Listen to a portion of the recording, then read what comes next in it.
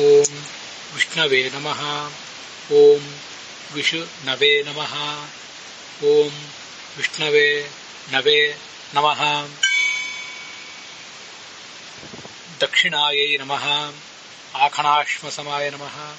ಸರ್ವೇಭ್ಯಃ ಪರೋಕ್ಷ ಪ್ರಿಯೇಭ್ಯೋ ಪ್ರತ್ಯಕ್ಷದ್ವಿಭ್ಯೋ ದೇವೇಭ್ಯೋ ನಮೋ ನಮಃ. ಅಲ್ಪಮಾತ್ರಕೃತೋ ಧರ್ಮಃ ಭವೇದ್ ಜ್ಞಾನವತೋ ಮಹಾನ್. ಮಹಾನಪಿ ಕೃತೋ ಧರ್ಮಃ ಅಜ್ಞಾನಾಂ ನಿಷ್ಫಲೋ ಭವೇತ್. ಶ್ರೀ ಗುರುಭ್ಯೋ ನಮಃ.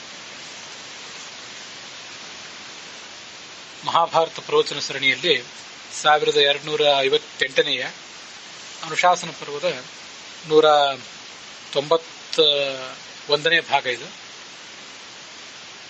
ವಾವಿಳ್ಳೆ ರಾಮಸ್ವಾಮಿ ಶಾಸ್ತ್ರಿಗಳ ಪಾಠದಲ್ಲಿ 126ನೇ ಅಧ್ಯಾಯದ 31ನೇ ಶ್ಲೋಕವನ್ನು ಇವತ್ತು ನೋಡಬೇಕಾಗಿದೆ.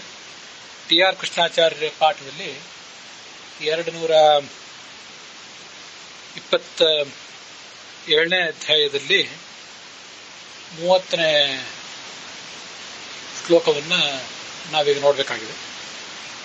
ವೈಷ್ಣವ ಪಾಠದಲ್ಲಿ 212ನೇ ಅಧ್ಯಾಯ ಇದು. ಉತ್ತರ ಭಾರತದ ಪಾಠದಲ್ಲಿ ಈ ಅಧ್ಯಾಯಗಳು ಕಂಡು ಬರೋದಿಲ್ಲ. ಸ್ವಸ್ತ್ಯಸ್ತು ಸತಾಂ ಅಶೇಷ ಸನ್ಮಂಗಲಾನಿ ಭವಂತು. ಮಹಾಭಾರತ ಸಂಹಿತಾಯಾಃ ಪ್ರವಕ್ತॄಣಾಂ ಶ್ರೋತॄಣಾಂ ಚ ಸರ್ವೇಷಾಂ ಭಾಗವತಾನಾಂ.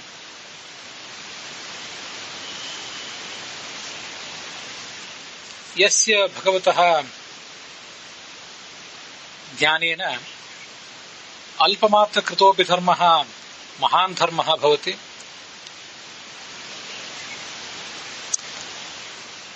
ಯಸ್ಯ ಚ ಅಜ್ಞಾನೇನ ಮಹಾನಪಿ ಧರ್ಮಃ ಕೃತಃ ನಿಷ್ಫಲಃ ಭವತಿ. ತಸ್ಯ ಭಗವತಃ ಜ್ಞಾನ ವಿಜ್ಞಾನಾರ್ಥಂ ಮಹಾಭಾರತ ಸಂಹಿತಾಮಿವಾಂ ಅನುಶಾಸನ ಪರ್ವಣಿ ಶೃಣ್ವತಾಂ ಅಸ್ಮಾಕಂ ಶಿವಶಿವಾನ್ಯೋಃ ಸಂವಾದೆ ಗತೆ ದಿವಸೆ ಪ್ರಾಣಿನಾಂ ಅಜ್ಞಾನಂ ಮನುಷ್ಯಾಣಾಂ ತು ಜ್ಞಾನಯೋಗ್ಯತ್ವಂ ಇತ್ಯೇತೆ ವಿಷಯಾಃ ಶ್ರವಣಪಥಗಾಮಿನಃ ಅಭೂವನ್.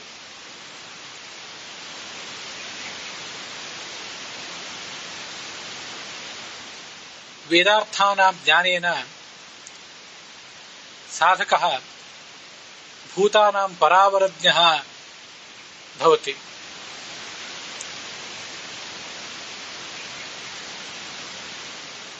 ಅಪಿ ಚ ತೇನ ಕೃತಃ ಅಲ್ಪಮಾತ್ರೋಪಿ ಧರ್ಮಃ ಮಹಾನ್ ಭವತಿ.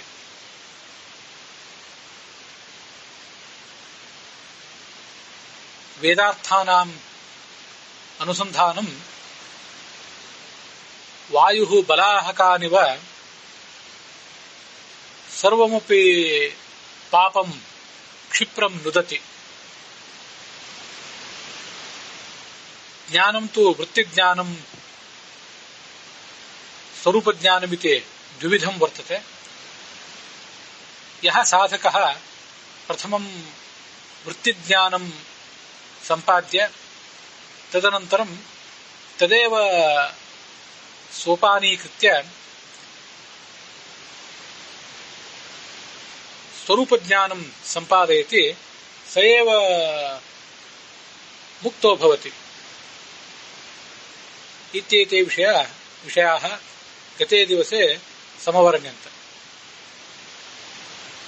ಅಥಾತ್ರ ಪುನಃ ಶಿವಾನಿ ಶಿವಮೇವಂ ಪೃಚ್ಛತಿ.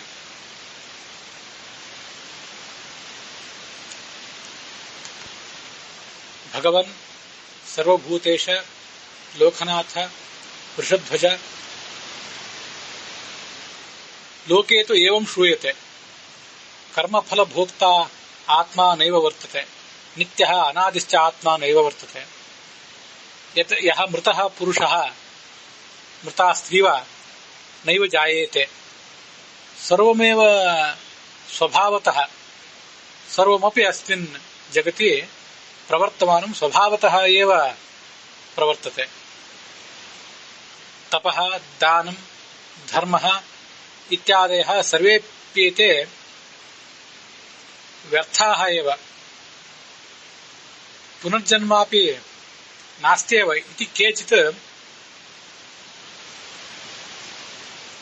ಮನ್ಯಂತೆ.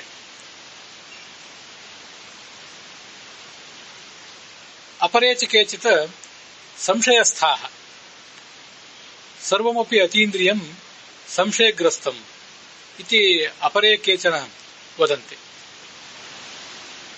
ತದೇನಯೋಃ ಕಿಂ ತತ್ವಂ ಇತಿ ಭವಾನೇವ ವಕ್ತುಮರ್ಹತಿ.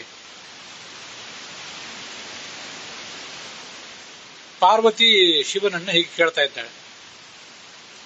ಜಗತ್ತಿನಲ್ಲಿ ಕೆಲವರು ಈ ಧರ್ಮ ಕರ್ಮ ಪುನರ್ಜನ್ಮ ಇತ್ಯಾದಿಗಳು ಯಾವುದೂ ಇಲ್ಲವೇ ಇಲ್ಲ ಅಂತ ಭಾವಿಸುವವರು ಇದ್ದಾರೆ. ಇನ್ನು ಕೆಲವರು ಇದೆಲ್ಲವೂ ಸಂಶಯಗ್ರಸ್ತ, ಇವುಗಳ ಅಸ್ತಿತ್ವ ಅಂತನ್ನುವುದೇ ಸಂಶಯಗ್ರಸ್ತ ಅಂತ ಅಭಿಪ್ರಾಯ ಪಡುವಂತವರು ಕೂಡ ಇದ್ದಾರೆ.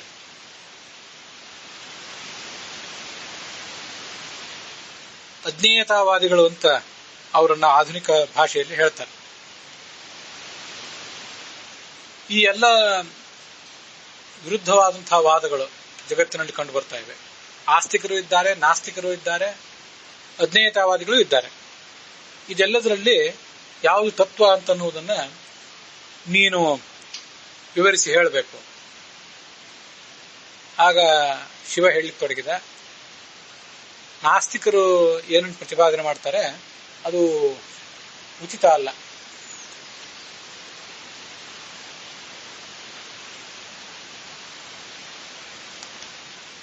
ಇದೆಲ್ಲವೂ ಅಧಾರ್ಮಿಕರಾದಂತಹ ವೇದದ್ವೇಷಿಗಳಾದಂತಹ ವ್ಯಕ್ತಿಗಳ ಮತ.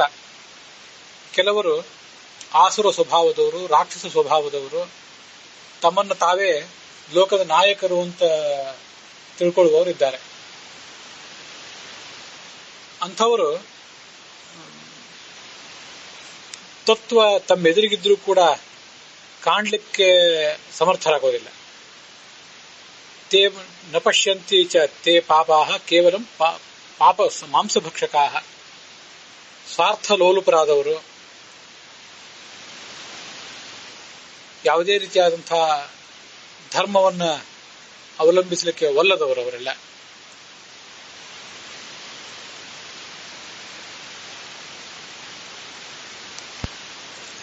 ಈ ವೈಷ್ಣವ ಪಾಠದಲ್ಲಿ ಈಗೇನು 212ನೇ ಅಧ್ಯಾಯವನ್ನು ನೋಡ್ತಾ ಇದ್ದೀವಿ. ಇಲ್ಲಿ ಮೊದಲನೇ ಶ್ಲೋಕದಿಂದ ಭಗವನ್ ಸರ್ವಭೂತೇಶ ಲೋಕನಾಥ ಋಷಧ್ವಜ ಅಲ್ಲಿಂದ ಮುಂದೆ 30ನೇ ಶ್ಲೋಕದವರೆಗೆ ಏತತ್ತೇ ಕಥಿತಂ ಸರ್ವಂ ಗುಹ್ಯಂ ದೇವಗುಹ್ಯಂ ಪ್ರಜಾಹಿತಂ ಸರ್ವ ಪ್ರೀತ್ಯರ್ಥಮಿದಂ ಗುಹ್ಯ ಅವಾಚ್ಯಮಪಿ ಭಾಷಿತಂ ಅನ್ನುವವರೆಗೆ ಈ ಒಂದು 30 ಶ್ಲೋಕಗಳು ದಕ್ಷಿಣ ಭಾರತದ ಉಳಿದೆರಡು ಪಾಠಗಳಲ್ಲಿ, ವಾಬಿಳ್ಳೆ ರಾಮಸ್ವಾಮಿ ಶಾಸ್ತ್ರಿಗಳ ಪಾಠದಲ್ಲಿ ಮತ್ತೆ ಟಿ.ಆರ್. ಕೃಷ್ಣಾಚಾರ್ಯರ ಪಾಠದಲ್ಲಿ ಕೂಡ ಕಾಣಿಸೋದಿಲ್ಲ. ಕೇವಲ ವೈಷ್ಣವ ಪಾಠದಲ್ಲಿ ಈ ಅಧ್ಯಾಯಗಳಿರುವಂತೆ ಕಾಣ್ತವೆ. ಅದನ್ನ ನಾವೀಗ ನೋಡ್ತಾ ಇದ್ದೇವೆ. ತತ್ವ ಅಂತನ್ನೋದು ಯಾವತ್ತೂ ಆಚ್ಛಾದಿತವಾಗಿರ್ತದೆ. ವೈಷ್ಣವ ಪಾಠದಲ್ಲಿ 9ನೇ ಶ್ಲೋಕ ಇದೆ ಈ ಅಧ್ಯಾಯದಲ್ಲಿ.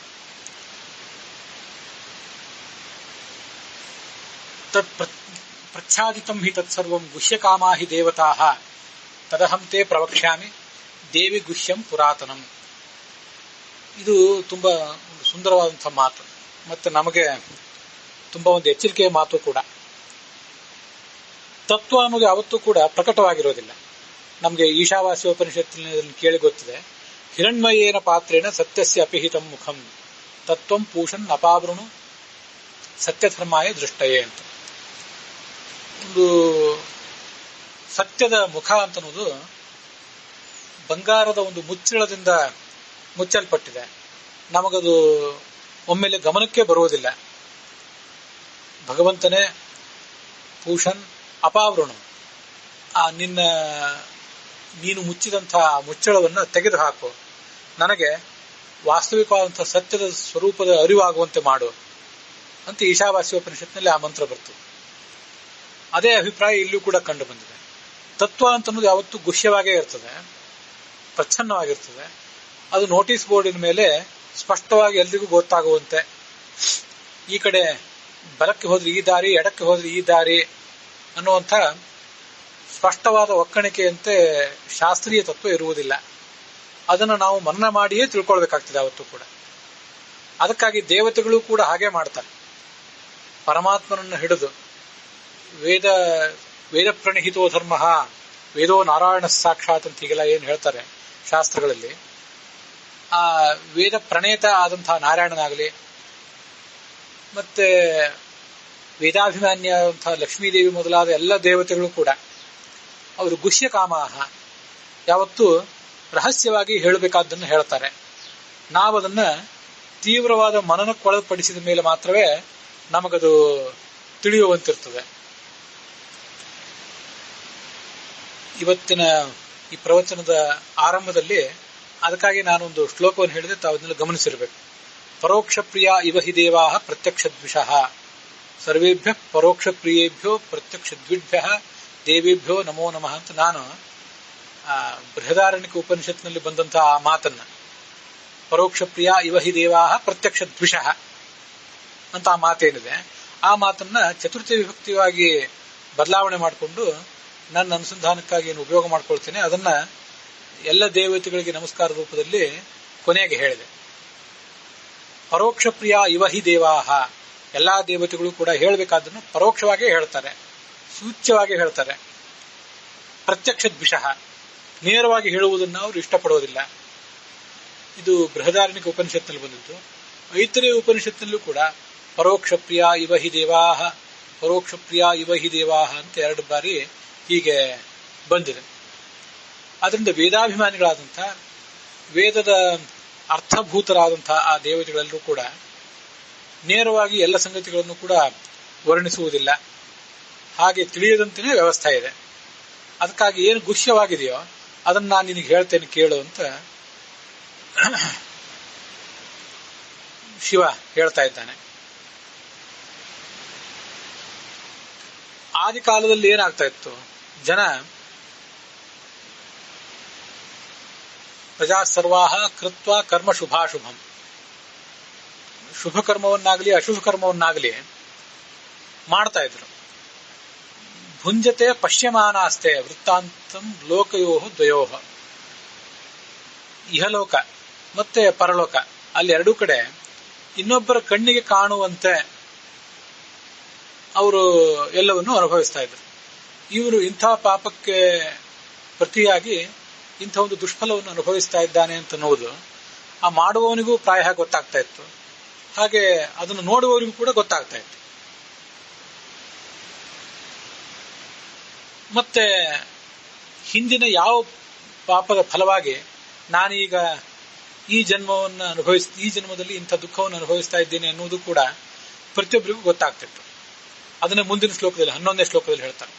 ಯಥೈವ ಆತ್ಮಕೃತಂ ಕರ್ಮ ದೇಶಾಂತರ್ಗತಾಃ ನರಾಃ ವಿದ್ಯುಸ್ತಥೈವ ಅಂತಕಾಲೇ ಸುಕೃತಂ ಪೌರ್ವದೇಹಿಕಂ. ನಾನು ಈ ದೇಶದಲ್ಲಿ ಇವತ್ತಿದ್ದೇನೆ, ಈ ಪ್ರದೇಶದಲ್ಲಿ. ನಾನು ಇವತ್ತು ನಿನ್ನೆ ಮಾಡಿದ ಕರ್ಮಗಳನ್ನು ನಿಮ್ಮ ಪ್ರದೇಶಕ್ಕೆ, ನೀವಿರುವ ಪ್ರದೇಶಕ್ಕೆ ಬಂದರೂ ಕೂಡ ನಾನೇನು ಮರ್ತಿರೋದಿಲ್ಲ, ನನಗದು ನೆನಪೇ ಇರ್ತದೆ. ಅದರಂತೆ ಈ ಜೀವ ಏನನ್ನು ಮಾಡಿದ್ದಾನೆ, ಈ ಜನ್ಮದಲ್ಲಿ ಏನನ್ನು ಮಾಡಿದ್ದಾನೆ, ಅದು ಸತ್ಕರ್ಮವೇ ಆಗಲಿ ದುಷ್ಕರ್ಮವೇ ಆಗಲಿ, ಅದೆಲ್ಲವೂ ಕೂಡ ಅಪರಾಧಾದಿಗಳ ಸ್ಮರಣಕ್ಕೆ ವಿಷಯ ಆಗ್ತಾ ಇತ್ತು. ಅಂತ್ಯಕಾಲದಲ್ಲಿ ಅಂತ ಅದನ್ನು ಬರೆದಿದ್ದಾನೆ. ಅಂತ್ಯಕಾಲದಲ್ಲಿ ಅದರ ಸ್ಮರಣೆಗೆ ಬರ್ತಿತ್ತು. ಆ ಜನ್ಮದಲ್ಲಿ ಮಾಡಿದ್ದು ಅಂತೂ ನಾನು ಅದನ್ನು ತಿಳ್ಕೊಂಡಿದ್ದೇನೆ. ಅಲ್ಲಿ ಪೂರ್ವ ದೇಹದಲ್ಲಿ ಮಾಡಿದ ಅಪರಾಧಗಳ ಸ್ಮರಣ ಆಗ್ತಾ ಇತ್ತು. ಅಂತ್ಯಕಾಲದಲ್ಲಿ ಮನುಷ್ಯನಿಗೆ ಸಾಮಾನ್ಯವಾಗಿ ಅನೇಕ ಥರದ ರೋಗ ರುಜಿನ, ದೈಹಿಕ ವ್ಯಾಧಿಗಳು, ಮಾನಸಿಕ ವ್ಯಾಧಿಗಳು ಇವೆಲ್ಲ ತೊಂದರೆ ಕೊಡ್ತಾ ಇರ್ತವೆ. ಆಗ ಅವನಿಗೆ ಹಿಂದಿನ ಜನ್ಮದಲ್ಲಿ ನಾನೇನು ಪಾಪ ಮಾಡಿದ್ದೆ, ಯಾವ ಪಾಪದ ಫಲವಾಗಿ ನನಗೆ ಇಂಥ ಒಂದು ಸ್ಥಿತಿ ಈಗ ಬಂದಿದೆ ಅನ್ನುವುದೆಲ್ಲ ಅವನಿಗೆ ಗೊತ್ತಾಗ್ತಾ ಇತ್ತು. ಪ್ರತಿಯೊಬ್ಬರಿಗೂ ಇದೆಲ್ಲ ಗೊತ್ತಾಗ್ತಿತ್ತು. ಹೀಗೆ ಲೋಕದಲ್ಲೊಂದು ವ್ಯವಸ್ಥೆ ಇತ್ತು. ಹಾಗಾಗಿ ಎಲ್ಲರೂ ಕೂಡ ಧರ್ಮದಲ್ಲೇ ಆಸಕ್ತರಾದರು. ಅವರಿಗೊಂದು ಭಯ ಇರ್ತಿತ್ತು. ನಾವು ಸಾಯ್ತಾ ಇರುವಂತಹ ಕೆಲವರು ಹಿರಿಯರನ್ನ, ನಮ್ಮ ಹಿಂದಿನ ತಲೆಮಾರು ಮುಂದಿನ ತಲೆಮಾರುಗಳನ್ನ ಗಮನಿಸಿದ್ರೆ ಅವರಿಗೆ ತಾವು ಹಿಂದಿನ ಜನ್ಮದಲ್ಲಿ ಯಾವ ಕಾರಣಕ್ಕಾಗಿ ಇಂಥ ಪಾಪ ಮಾಡಿದ್ದೇನೆ ಅನ್ನೋದು ಯಾವ ಪಾಪ ಮಾಡಿದ್ದೇನೆ, ಅದರ ಫಲವಾಗಿ ಯಾಕೆ ನನಗೆ ಈ ದುಸ್ಥಿತಿ ಬಂದಿದೆ ಅನ್ನುವುದೆಲ್ಲ ಅವ್ರಿಗೆ ಗೊತ್ತಾಗ್ತಾ ಇತ್ತು. ಅದನ್ನು ನೋಡಿ ಉಳಿದವರು ಕೂಡ ನಾವು ಅಧರ್ಮ ಕೃತ್ಯಗಳನ್ನು ಮಾಡಿದ್ರೆ ಇಂಥ ದೋಷಗಳನ್ನು ಅನುಭವಿಸಬೇಕಾಗ್ತದೆ ಅಂತ ಎಚ್ಚರ ಇದ್ದು ಅಧರ್ಮಗಳನ್ನು ಮಾಡುವುದರಿಂದ ದೂರ ಇರ್ತಿದ್ರು. ಒಬ್ಬರನ್ನು ನೋಡಿ ಒಬ್ರು ಕಲಿತಾ ಇದ್ರು. ಮತ್ತೆ ಆ ವ್ಯಕ್ತಿಗಳು ಕೂಡ, ಆ ಪಾಪವನ್ನು ಮಾಡಿದವನು ಕೂಡ ಹಿಂದಿನ ಜನ್ಮದಲ್ಲಿ ನಾನು ಮಾಡಿದ ಪಾಪಗಳ ಫಲವಾಗಿ ಈ ದುಸ್ಥಿತಿಯನ್ನು ಅನುಭವಿಸಿದ್ದೇನೆ, ಆದರೆ ಮುಂದಿನ ಜನ್ಮದಲ್ಲಿ ಮತ್ತಿಂಥ ಪಾಪಗಳನ್ನು ಮಾಡಬಾರದು ನಾನು ಅಂತ ಆತನೂ ಕೂಡ ತನ್ನ ತಪ್ಪುಗಳಿಂದ ಪಾಠ ಕಲಿತಾ ಇದ್ದ.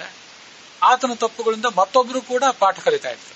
ಆದ್ರಿಂದ ಎಲ್ಲರೂ ಧಾರ್ಮಿಕರಾಗಿಬಿಟ್ರು.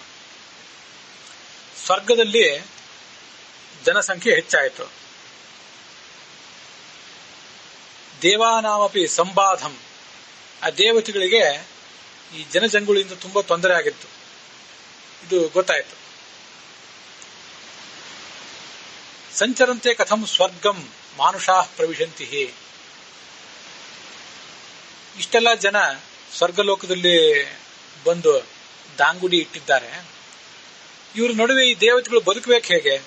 ಅಥವಾ ಇಷ್ಟು ಜನರು ಏನು ಮನುಷ್ಯರು ಬಂದಿದ್ದಾರೆ, ಅವರು ತಾವು ಇಂಥ ದಟ್ಟಣೆಯಲ್ಲಿ ಹೇಗೆ ಬದುಕಿಯಾರು ಅಂತ ಆಲೋಚನೆ ಮಾಡಿದನಂತೆ ಚತುರ್ಮುಖ. ಆಗ ಮಾನುಷಾನ್ ಸಮಮೋಹಯತ್, ಅವನು ಮನುಷ್ಯರ ಮೇಲೆ ಒಂದು ಮಾಯಾಜಾಲವನ್ನ ಕವಿಯುವಂತೆ ಮಾಡಿದ. ಆವತ್ತಿನಿಂದ ಹಿಂದಿನ ಜನ್ಮದಲ್ಲಿ ಮಾಡಿದ ಪಾಪಗಳ ಫಲ ಆ ಅಪರಾಧಿಗಳ ಸ್ಮರಣೆಗೆ ಬರದಂತಾಯಿತು. ಮತ್ತೆ ಅವರಿಗೆ ಕಾಮ, ಕ್ರೋಧ ಇತ್ಯಾದಿ ದೋಷಗಳನ್ನು ಕೂಡ ತುಂಬಿದ ಬ್ರಹ್ಮ. ಈ ಎಲ್ಲ ಕಾಮ, ಕ್ರೋಧ ಇತ್ಯಾದಿಗಳ ಫಲವಾಗಿ ಅವರು ಸ್ವರ್ಗಲೋಕಕ್ಕೆ ಹೋಗುವುದನ್ನ ತಪ್ಪಿಸಿಕೊಂಡ್ರು. ಮತ್ತೆ ದುಷ್ಟಲೋಕ, ನರಕಲೋಕಗಳಿಗೆ, ತಮಸ್ಸಿಗೆ, ಬೇರೆ ಬೇರೆ ಪಾಪದ ಫಲವಾಗಿ ಹೋಗುವಂತ ಪ್ರಸಂಗ ಬಂದಿತ್ತು.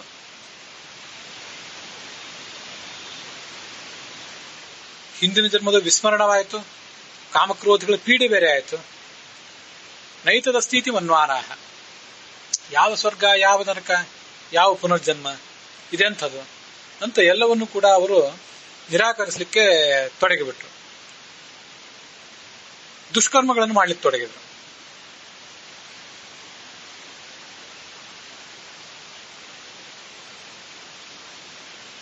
ಅಕಾರ್ಯಗಳನ್ನು ಮಾಡಿದ್ರು, ಸ್ವಾರ್ಥ ಪರಾಯಣರಾದ್ರು.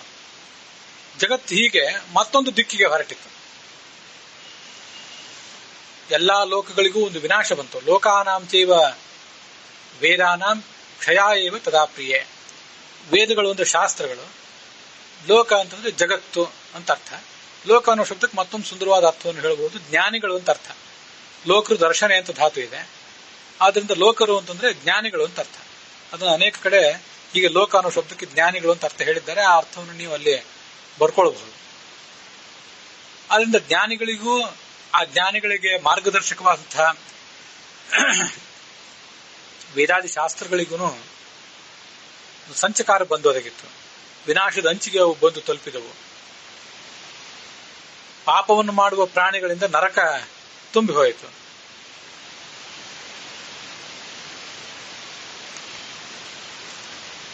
ಚತುರ್ಮುಖನಿಗೆ ಇದು ಮತ್ತೊಂದು ಚಿಂತೆ ಆಯಿತು. ಪುನರೇವತು ತದೃಷ್ಟ ಅಂತ ಹೇಳ್ತಾರೆ. ಆ ಕಡೆ ಸ್ವರ್ಗದಲ್ಲಿ ಜನಸಂಖ್ಯೆ ಜಾಸ್ತಿ ಆದಾಗ ಅದು ಒಂದು ಚಿಂತೆಗೆ ಕಾರಣ. ನರಕ ಲೋಕದಲ್ಲಿ ಜನಸಂಖ್ಯೆ ಹೆಚ್ಚಾದಾಗ ಅದು ಒಂದು ದುಃಖಕ್ಕೆ ಕಾರಣವೇ. ಆಗ ಈ ಪ್ರಜೆಗಳು ಸನ್ಮಾರ್ಗದಲ್ಲಿ ನಡಿಬೇಕಲ್ಲ, ಏನ್ ಮಾಡಬೇಕು ಅಂತ ಅವ್ರು ಮತ್ತೆ ಆಲೋಚನೆ ಮಾಡಿದ್ರು. ಇಲ್ಲಿ ಒಂದು ಈ ಮುಂದಿನ ಶ್ಲೋಕ ನಾವು ನೋಡೋಕ್ಕಿಂತ ಮುಂಚೆ, 20ನೇ ಶ್ಲೋಕವನ್ನು ನೋಡೋಕ್ಕಿಂತ ಮುಂಚೆ ಆ ಹಿಂದಿನ ಶ್ಲೋಕವೊಂದನ್ನು ಮತ್ತೊಂದು ಬಾರಿ ಗಮನಕ್ಕೆ ತಂದುಕೋಬೇಕು. ಸ್ವರ್ಗ ಮತ್ತು ನರಕಗಳು ತುಂಬಿ ಹೋಗುವುದು ಅಂದ್ರೆ ಏನು? ಅದೊಂದು ವರ್ಣನ ಮಾತ್ರ ಅಂತ ನಾವು ತಿಳ್ಕೊಳ್ಬೇಕು. ಎಷ್ಟೇ ಜನ ನರಕಕ್ಕೆ ಹೋದ್ರೂ ಕೂಡ ಅವರಿಗೆಲ್ಲರಿಗೂ ಶಿಕ್ಷೆ ಕೊಡುವಂಥ, ಅವರೆಲ್ಲರಿಗೂ ಒಂದು ವಸತಿ ಕಲ್ಪಿಸುವಂಥ ವ್ಯವಸ್ಥೆ ನರಕಲೋಕದಲ್ಲೂ ಇರ್ತದೆ, ಸ್ವರ್ಗಲೋಕದಲ್ಲೂ ಇದ್ದೇ ಇರ್ತದೆ.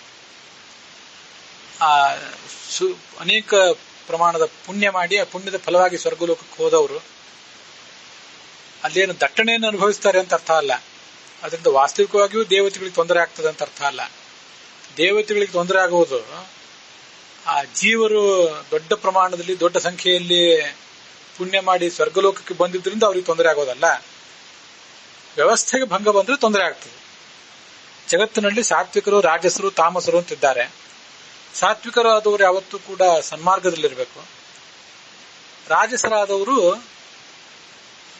ಸಂಸಾರದಲ್ಲಿ ಅವರು ತೊಳಲಾಡ್ತಾ ಇರಬೇಕು. ತಾಮಸರಾದವರು ಭಗವಂತನಿಗೆ, ಭಾಗವತರಿಗೆ ವಿರೋಧ ಮಾಡಿ ಆ ಮೂಲಕ ಅವರು ದುರ್ಮಾರ್ಗಗಾಮಿಗಳಾಗಬೇಕು. ಇದೊಂದು ವ್ಯವಸ್ಥೆ. ಈ ವ್ಯವಸ್ಥೆಯನ್ನ ಯಾವತ್ತೂ ಕೂಡ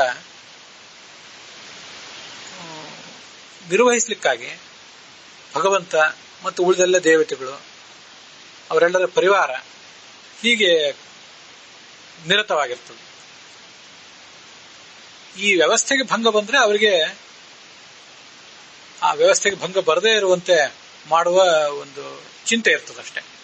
ವಾಸ್ತವಿಕವಾಗಿ ಸ್ವರ್ಗಲೋಕದಲ್ಲಿ ಜನಸಂಖ್ಯೆ ಹೆಚ್ಚಾಗಿ ತಮ್ಮ ಸ್ಥಾನವನ್ನು ಇವರೆಲ್ಲಿ ಕಸ್ಕೋತಾರೆ ಅಂತ ಅವ್ರಿಗೇನು ಚಿಂತೆ ಆಗಬೇಕಾಗಿಲ್ಲ. ಕೆಲವು ಪ್ರದೇಶಗಳಲ್ಲಿ ಬೇರೆ ಪ್ರದೇಶಗಳು ಬಂದು, ಬೇರೆ ಪ್ರದೇಶಗಳ ಜನ ಬಂದು ತಾವೇ ಅಲ್ಲಿ ಎಲ್ಲ ಆಸ್ತಿಗಳನ್ನೆಲ್ಲ ಖರೀದಿ ಮಾಡಿ ಸ್ಥಳೀಯರನ್ನ ನಿರ್ವಸಿತರನ್ನಾಗಿ ಮಾಡಿ ಆ ಬಂದವರ ಜನಸಂಖ್ಯೆ ಹೆಚ್ಚಾಗಿ ಅದು ಅನೇಕ ಸಾಮಾಜಿಕ ರಾಜಕೀಯ ಸಮಸ್ಯೆಗಳಿಗೆ ಕಾರಣ ಆಗಿ ಅಂತೆಲ್ಲ ಇರ್ತದಲ್ಲ. ಹಾಗೇನಾಗೋದಿಲ್ಲ. ದೇವತೆಗಳ ಸ್ಥಾನಕ್ಕೇನು ಕೂತು ಬರೋದಿಲ್ಲ. ಈ ವ್ಯವಸ್ಥೆ ಮುಂದುವರಿಬೇಕಾದ ಬಹಳ ಮುಖ್ಯ. ಆ ವ್ಯವಸ್ಥೆಗೆ ಯಾವತ್ತೂ ಧಕ್ಕೆ ಬರಬಾರದು. ಅದು ದೇವತೆಗಳ ಆಲೋಚನೆ ಆಗಿರ್ತದೆ. ಆದ್ರಿಂದ ಸ್ವರ್ಗ ತುಂಬಿ ಹೋಯಿತು ಅಂದ್ರೂ ನರಕ ತುಂಬಿ ಹೋಯಿತು ಅಂತನೋ ಮಾತಿಗೂ ಇದೇ ಅರ್ಥ. ಬೇರೆ ಬೇರೆ ಕಡೆ ಇಂಥ ಮಾತು ಅನೇಕ ಕಡೆ ಬಂದಿದೆ. ಅದಕ್ಕೆಲ್ಲದಕ್ಕೂ ಕೂಡ ನಾವು ಹೀಗೆ ಅರ್ಥ ಮಾಡ್ಕೋಬೇಕು. ಆಗ ಚತುರ್ಮುಖ ಬ್ರಹ್ಮ ಏನ್ ಮಾಡಿದ? ಸ್ವರ್ಗ ನರಕ ಮೊದಲಾದ್ದೆಲ್ಲ ಕಣ್ಣಿಗೆ ಕಾಣದೆ ಹೋದ್ರೂ ಕೂಡ ಜ್ಞಾನದಿಂದ ಮತ್ತು ತಪಸ್ಸಿನಿಂದ ಅದು ಪರಲೋಕ ಮೊದಲಾದ ಅತೀಂದ್ರಿಯ ವಸ್ತುಗಳು ನಮಗೆ ಕಣ್ಣಿಗೆ ಕಾಣುವಂತೆ ಮಾಡಿದ. ಜ್ಞಾನೇನ ತಪಸಾ ಪ್ರಿಯೆ. ಜ್ಞಾನ ಅಂದ್ರೆ ಶಾಸ್ತ್ರಗಳ ಜ್ಞಾನ, ತಪಸ್ಸು ಅಂತಂದ್ರೆ ಧ್ಯಾನ ಇತ್ಯಾದಿಗಳು. ಆ ಮೂಲಕ ಇದೆಲ್ಲವೂ ಕಾಣುವಂತೆ ಒಂದು ವ್ಯವಸ್ಥೆಯನ್ನು ಮಾಡಿದ.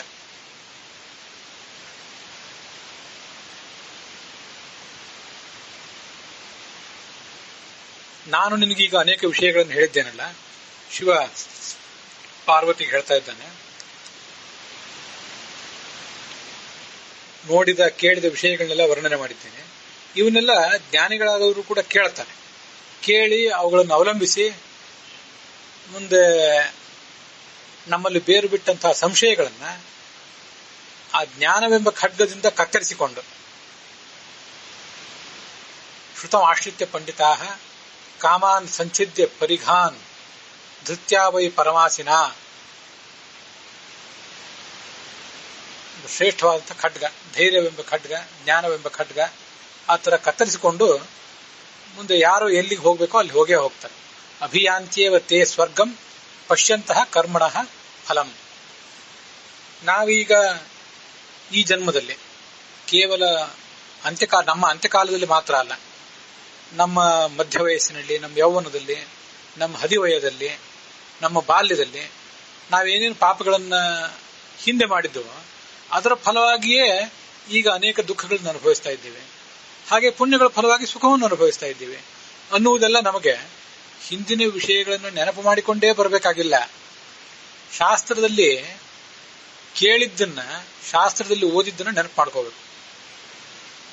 ಅದಕ್ಕಾಗಿ ಈ ಜಾಣನಿಗೆ ಮಾತಿನ ಪೆಟ್ಟು, ಪೆದ್ದನಿಗೆ ದಡ್ಡನಿಗೆ ದೊಣ್ಣೆ ಪೆಟ್ಟು ಅಂತ ಹೇಳ್ತಾರೆ. ಇದನ್ನೆಲ್ಲ ನಂಬಬೇಕಾದ್ರೆ ಅಜ್ಞಾನಿಗಳಾದವರು ಸ್ವಯಂ ತಾವು ದುಸ್ಥಿತಿಯನ್ನ ತಾವು ಮನವರಿಕೆ ಮಾಡಿಕೊಂಡಾಗಲೇ ಅನುಭವಿಸ್ತಾರೆ. ಆದ್ರೆ ಜ್ಞಾನಿಗಳು ಹಾಗಲ್ಲ, ಶಾಸ್ತ್ರದಲ್ಲಿ ಇದ್ದದನ್ನು ಕೇಳಿ ನಂಬ್ತಾರೆ. ಅದಕ್ಕಾಗಿ ಬ್ರಾಹ್ಮಣಾಹ ವೇದ ಬಾಂಧವಾಹ ವೇದ ಚಕ್ಷುಷಃ ವೇದೈ ಪಶ್ಯಂತಿ ಬ್ರಾಹ್ಮಣಾಹ ಅಂತೆಲ್ಲ ಹೇಳೋದಕ್ಕಾಗಿ ವೇದ ಅನ್ನೋದು ನಮಗೊಂದು ಕಣ್ಣಿದ್ದಂತೆ. ಅದು ಅನೇಕ ಸಂಗತಿಗಳನ್ನ ನಮಗೆ ವರ್ಣಿಸಿ ನಮ್ಮ ಸಂಶಯಗಳನ್ನೆಲ್ಲ ಪರಿಹರಿಸ್ತದೆ. ಅನೇಕ ಸಂಶಯೋಚ್ಛೇದಿ ಪರೋಕ್ಷಾರ್ಥಸ್ಯ ದರ್ಶನಂ ಯಸ್ಯ ನಾಸ್ತ್ಯಂಧಯೇವ ಸಹ. ಇದೊಂದು ಶ್ಲೋಕ ನನಗೆ 3ನೇ ಪಾದ ನೆನಪಿಗೆ ಬರ್ತಿಲ್ಲ. ನಿಮ್ಗೆ ಯಾವ್ದಾದ್ರಿಗೂ ನೆನಪಿದ್ರೆ ಅದು ನಾವೇನು ಹೇಳಬಹುದು. ಜ್ಞಾನವೆಂಬ ದೀಪ ಯಾರಿಗಿಲ್ಲವೋ ಅವರು ಕುರುಡರದ್ದಂತೆ. ಹೇಗೆಂದ್ರೆ ಅನೇಕ ಸಂಶಯೋಚ್ಛೇದಿ, ಅನೇಕ ಸಂಶಯಗಳನ್ನು ಪರಿಹರಿಸುವಂಥದ್ದು ಈ ಜ್ಞಾನ. ಪರೋಕ್ಷಾರ್ಥಸ್ಯ ದರ್ಶಕಂ, ಪರೋಕ್ಷವಾದ ಅನೇಕ ವಿಷಯಗಳನ್ನು, ನಾವು ನೋಡಿಲ್ಲದ ಕೇಳಿಲ್ಲದ ವಿಷಯಗಳನ್ನೆಲ್ಲ ತಿಳಿಸುವಂಥದ್ದು, ಇಂದ್ರಿಯಾತೀತವಾದ ವಿಷಯಗಳನ್ನು ನಮಗೆ ತಿಳಿಸಬಲ್ಲಂಥದ್ದು. ಸರ್ವಸ್ಯ ಲೋಚನಂ ಶಾಸ್ತ್ರಂ, ಇದು ಮುಂದಿನ ಪಾದ ಇದ್ದಿರಬೇಕು, 3ನೇ ಪಾದ. ಎಲ್ಲರಿಗೂ ಒಂದು ಕಣ್ಣಿದು ಶಾಸ್ತ್ರ ಅಂತನೋದು. ಯಸ್ಯ ನಾಸ್ತಿ ಅಂಧೇವ ಸಹ, ಯಾರು ಶಾಸ್ತ್ರವನ್ನ ಶ್ರವಣ ಮಾಡಲು ಅಲ್ಲನೋ, ತಾನೇ ಓದಲು ಅಲ್ಲನೋ, ಆತ ನಿಜವಾಗ್ಲೂ ಕುರುಡ ಇದ್ದಂತೆ. ಕಣ್ಣಿದ್ದು ಆತ ಕುರುಡ. ಕಣ್ಣಿಲ್ಲದೆ ಹೋದ್ರೂ ಕೂಡ ಶಾಸ್ತ್ರವನ್ನು ಓದಿದವರಾದರೆ ಅವರು ಕಣ್ಣಿದ್ದವರೇ. ಹೀಗೆ ಅನೇಕ ಸಂಶಯೋಚ್ಛೇದಿ ಪರೋಕ್ಷಾರ್ಥಸ್ಯ ದರ್ಶನಂ ಸರ್ವಸ್ಯ ಲೋಚನಂ ಶಾಸ್ತ್ರಂ ಯಸ್ಯ ನಾಸ್ತ್ಯಂಧಯೇವ ಸಹ ಅಂತ ಹೇಳುವುದು ಈ ಉದ್ದೇಶದಂತೆ. ಭಗವದ್ಗೀತಾದಲ್ಲಿಯೂ ಕೂಡ ಇದನ್ನೇ ಹೇಳ್ತಾರೆ. ಚಿತ್ವೈನಂ ಸಂಶಯಂ ಯೋಗಂ ಆತಿಷ್ಠ ಉತ್ತಿಷ್ಠ ಭಾರತ, ಸರ್ವಂ ಜ್ಞಾನಾಸಿನ, ಜ್ಞಾನವೆಂಬ ಖಡ್ಗದಿಂದ ಈ ಎಲ್ಲ ಸಂಶಯಗಳನ್ನ ಪರಿಹರಿಸಿಕೋ ಅಂತ ಹೀಗಲ್ಲಿ ವರ್ಣನೆ ಮಾಡಿದ್ದಾರೆ.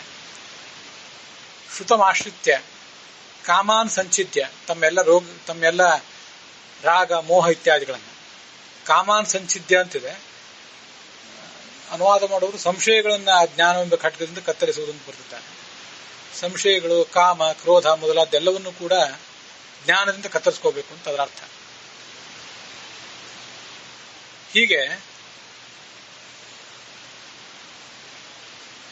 ಈ ಒಂದು ಶಾಸ್ತ್ರದಲ್ಲಿನ ಶ್ರದ್ಧಾ ಏನಿದೆ, ಏವಂ ಶ್ರದ್ಧಾಫಲಂ ಲೋಕೆ ಪರತಃ ಸುಮಹತ್ ಫಲಂ ಬುದ್ಧಿ ಶ್ರದ್ಧಾ ಚ ವಿನಯ ಕಾರಣಾನಿ ಹಿತೈಷಿಣಾಂ. ಒಂದು ಶ್ರದ್ಧಾ ಅಂತನೋದಿದ್ರೆ, ನಿಷ್ಠೆ ಇದ್ರೆ ಮಹಾಫಲವನ್ನು ಮನುಷ್ಯ ಪಡ್ಕೋತಾನೆ.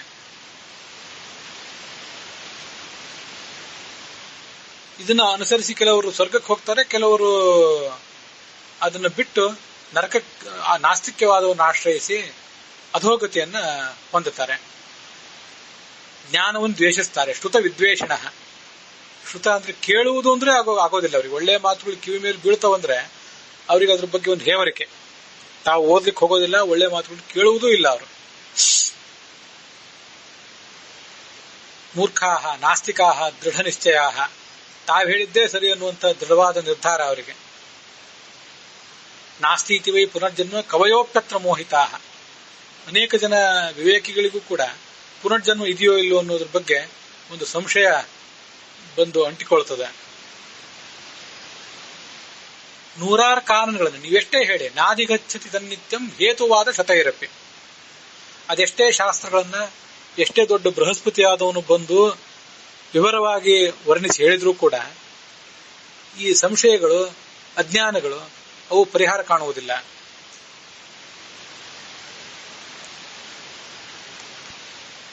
ಭಾಗವತ ತಾತ್ಪರ್ಯದಲ್ಲಿ ಆ ಒಂದು ಮಾತನ್ನು ಹೇಳ್ತಾರೆ. ಅಚಲ ಸಂಶಯೋ ಬುದ್ಧೇ ಚಲೋ ಮಾನಸ ಉಚ್ಯತೆ ಅಂತ. ಮನಸ್ಸಿನಲ್ಲಿ ಸಂಶಯಗಳು ಬಂದಿದ್ರೆ, ಮನಸ್ಸಿನ ಕೆಲವು ಪ್ರಭೇದಗಳಿವೆಲ್ಲ, ಮನಸ್ಸು, ಬುದ್ಧಿ, ಅಹಂಕಾರ, ಚಿತ್ತ, ಚೇತನ ಅಂತ ಹೇಳಿ. ಮನಸ್ಸಿನಲ್ಲಿ ಸಂಶಯ ಏನಾದರೂ ಇದ್ರೆ, ಅಜ್ಞಾನ ಇತ್ಯಾದಿಗಳಿದ್ರೆ ಅದು ಪರಿಹಾರ ಕಾಣಬಹುದಂತ. ಮನಸ್ಸಿನ ಮುಂದಿನ ಪ್ರಭೇದವಾದಂತಹ ಬುದ್ಧಿಯಲ್ಲಿ ಆ ಸಂಶಯ, ಅಜ್ಞಾನ ಹೋಗಿ ಕೂತ್ಕೊಂಡ್ಬಿಟ್ರೆ ಅಚಲಹ ಸಂಶಯೋ ಬುದ್ಧೇಹೆ. ಬುದ್ಧಿ ಅಂದ್ರೆ ಎಲ್ಲವನ್ನೂ ತೀರ್ಮಾನ ಮಾಡಬೇಕಾದಂತಹ ಮನಸ್ಸಿನ ಒಂದು ಅಂಗ. ಅದು ಈ ಬುದ್ಧಿವಾದ, ವಿವೇಕ, ಶಾಸ್ತ್ರದ ನಿರ್ಣಯ ಇತ್ಯಾದಿಗಳಿಗೆ ವಿರುದ್ಧವಾಗಿ ಏನಾದರೂ ಆಲೋಚನೆ ಮಾಡಿ ತೊಡಗಿಬಿಟ್ರೆ ಅದಕ್ಕೆ ಎಂದೂ ಕೂಡ ಯಾವುದೇ ಪರಿಹಾರ ಇಲ್ಲದಂತಾಗಿಬಿಡ್ತದೆ. ಚಲೋ ಮಾನಸ ಉಚ್ಯತೆ. ಇದೆಲ್ಲ ಬ್ರಹ್ಮ, ಚತುರ್ಮುಖ ಬ್ರಹ್ಮ ಹಾಕಿದ ಅಥವಾ ಪರಮಾತ್ಮ ಹಾಕಿದ ಮಾಯಾ ಇದು. ದೇವತೆಗಳಿಗೂ ರಾಕ್ಷಸರಿಗೂ ತಿಳಿಯೋದಿಲ್ಲ. ಸುರಾಸುರರು ಅಂತಿದೆ, ರಾಕ್ಷಸರಿಗೆ ತಿಳಿಯೋದು ಹೇಗೆ? ದೇವತೆಗಳಿಗೆ ತಿಳಿಯೋದಿಲ್ಲ ಅಂದ್ರೆ ರಾಕ್ಷಸರು ಅಂತ ಬೇರೆ ಯಾರವರು? ಹಾಗಲ್ಲ. ಸುರರು ಅಂದ್ರೆ ದೇವತೆಗಳು, ಅಸುರರು ಅಂತಂದ್ರೆ ದೇವತೆಗಳಲ್ಲೇ ಸಾತ್ವಿಕರಾದಂತಹ ಒಂದು ವರ್ಗ.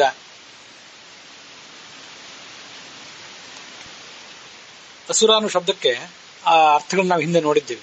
ಸುರರು ಅಂದ್ರೆ ಸಾಮಾನ್ಯವಾಗಿ ದೇವತೆಗಳು. ಅಸುರರು ಅಂತಂದ್ರೆ, ಅಸುಗಳು ಅಂದ್ರೆ ಪ್ರಾಣಗಳು, ಪ್ರಾಣಗಳು ಅಂದ್ರೆ ಇಂದ್ರಿಯಗಳು, ಇಂದ್ರಿಯಗಳು ಅಂದ್ರೆ ಅಸುರ ಅಂದ್ರೆ ಹಸುಗಳಲ್ಲಿ ಅಂದ್ರೆ ಇಂದ್ರಿಯಗಳಲ್ಲಿ ರಮಂತೆ ಸಂಚಾರ ಮಾಡುವಂಥವರು, ಇಂದ್ರಿಯಗಳನ್ನು ಪ್ರೇರಿಸುವವರು. ಅದಂದ್ರೆ ಇಂದ್ರಿಯಾಭಿಮಾನಿ ದೇವತೆಗಳು, ತತ್ವಾಭಿಮಾನಿ ದೇವತೆಗಳು. ಸುರರು ಅಂದ್ರೆ ಸಾಮಾನ್ಯ ದೇವತೆಗಳು, ಅಸುರರು ಅಂದ್ರೆ ಇನ್ನೂ ದೊಡ್ಡ ದೇವತೆಗಳು. ಅವರಿಗೆ ತಿಳಿಯೋದಿಲ್ಲ, ಇನ್ನ ಬೇರೆಯವ್ರಿಗೆ ತಿಳಿಯೋದು ಹೇಗೆ? ಮನುಷ್ಯರಾದವ್ರು ತಿಳ್ಕೊಳ್ಳೋದು ಹೇಗೆ? ಜ್ಞಾತುಕಾಮಹಿ ಕುಬುದ್ಧಿಭಿ, ದುರ್ಬುದ್ಧಿ ಇವರಿಗೆ. ಅದನ್ನು ತಿಳ್ಕೊಳ್ಳಿಕ್ಕೆ ಬಯಸಿದ್ರಾದ್ರೂ ಇವ್ರಿಗೆ ತಿಳಿಯೋದು ಹೇಗೆ? ವೇದದಲ್ಲಿ ವರ್ಣಿತವಾದಂತಹ ಒಂದು ಜ್ಞಾನ ಇದು. ಇದೇ ಶ್ರದ್ಧಾ. ಶ್ರದ್ಧಾ ಇದ್ದರೆ ಆ ಪರಲೋಕ ಮನುಷ್ಯನಿಗೆ ದೊರೆತೀತು ಅಂತ ವರ್ಣನೆ ಮಾಡ್ತಾರೆ.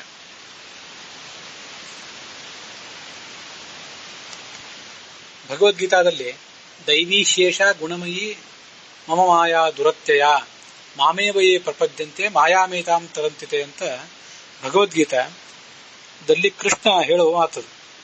ದೈವೀಶೇಷ ಗುಣಮಯಿ ಮಮ ಮಾಯಾ, ನಾನು ಹಾಕಿದ ಮಾಯೆ ಇದು. ಗುಣಮಯಿ ಅಂದ್ರೆ ಸತ್ವರದ ಸ್ತಮೋ ಗುಣಗಳ ರೂಪವಾದಂತಹ ಒಂದು ಮಾಯಾ.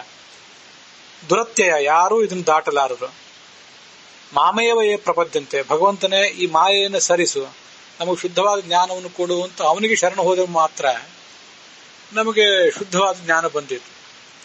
ಅಂಥವ್ರು ಈ ಮಾಯೆಯನ್ನು ದಾಟಿಯಾರು ಅಂತ ಅಲ್ಲಿ ಕೂಡ ಕಾಣಿಸೋದಿದೆ ಮಾತು. ವೇದಗುಹ್ಯೇಷು ಚಾನ್ಯೇಷು ಹೇತುರ್ದೇವಿ ನಿರರ್ಥಕ ಬಧಿರ ಅಂಧವದೇವಾತ್ರ ವರ್ತಿತವ್ಯಂ ಹಿತೈಷಿಣ.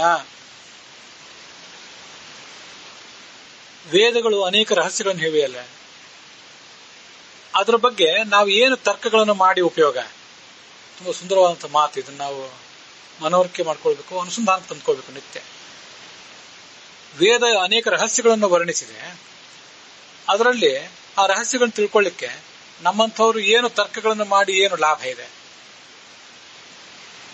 ತರ್ಕಗಳನ್ನು ಹುಡುಕೋದು, ಆ ಮೂಲಕ ಯಾವುದೋ ಒಂದು ನಿರ್ಣಯಕ್ಕೆ ಬರುವಂತೆ ನಾವು ಪ್ರಯತ್ನ ಮಾಡುವುದು, ಅವಸರ ಮಾಡೋದು, ಇದೆಲ್ಲ ವ್ಯರ್ಥ. ಆದ್ರಿಂದ ಇಲ್ಲಿ ಹೀಗೆ ಬಂದಿದೆ ನೋಡಿ, ಬಧಿರ ಅಂಧವದೇವಾತ್ರ, ಕಿವುಡನಂತೆ ಕುರುಡನಂತೆ ವರ್ತಿಸಬೇಕು. ಯಾವುದೋ ಅಪಸಿದ್ಧಾಂತಗಳು, ಕೆಟ್ಟ ಸಿದ್ಧಾಂತಗಳು, ದುರ್ವಾದಗಳು, ನಾಸ್ತಿಕವಾದಗಳು, ಸಂಶಯವಾದಗಳು ಇವ್ಯಾವು ನಮ್ಮ ಕಿವಿಗೆ ಬಿದ್ದರೂ ಕೂಡ ನಾವು ಕಿವುಡರಂತೆ ವರ್ತಿಸಬೇಕು.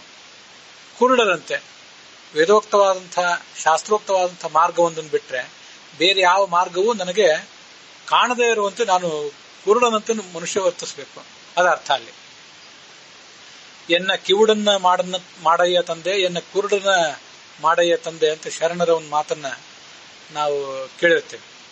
ಯಾವುದೋ ಕೆಟ್ಟ ಮಾತುಗಳು, ವ್ಯರ್ಥವಾದ ಮಾತುಗಳು ನನ್ನ ಕಿವಿಗೆ ಕೀಳದಿರ್ತಾಗಲಿ ನಾನು ಆ ವಿಷಯದಲ್ಲಿ ಕಿವುಡನಂತೆ ವರ್ತಿಸಬೇಕು, ಕುರುಡನಂತೆ ವರ್ತಿಸಬೇಕು. ಮತ್ತಾವುದೋ ಕೆಟ್ಟ ವಿಷಯಗಳನ್ನ, ಪರಧನ, ಪರಸತಿ, ದುರ್ಮಾರ್ಗ ಇತ್ಯಾದಿಗಳು ನನ್ನ ಕಣ್ಣಿಗೆ ಕಾಣದಂತೆ ನಾನು ಕುರುಡನಂತೆ ಇರಬೇಕಾಗಿದೆ. ದೃಢವಾದ ವಿಶ್ವಾಸ ಅದ್ರ ಬಗ್ಗೆ.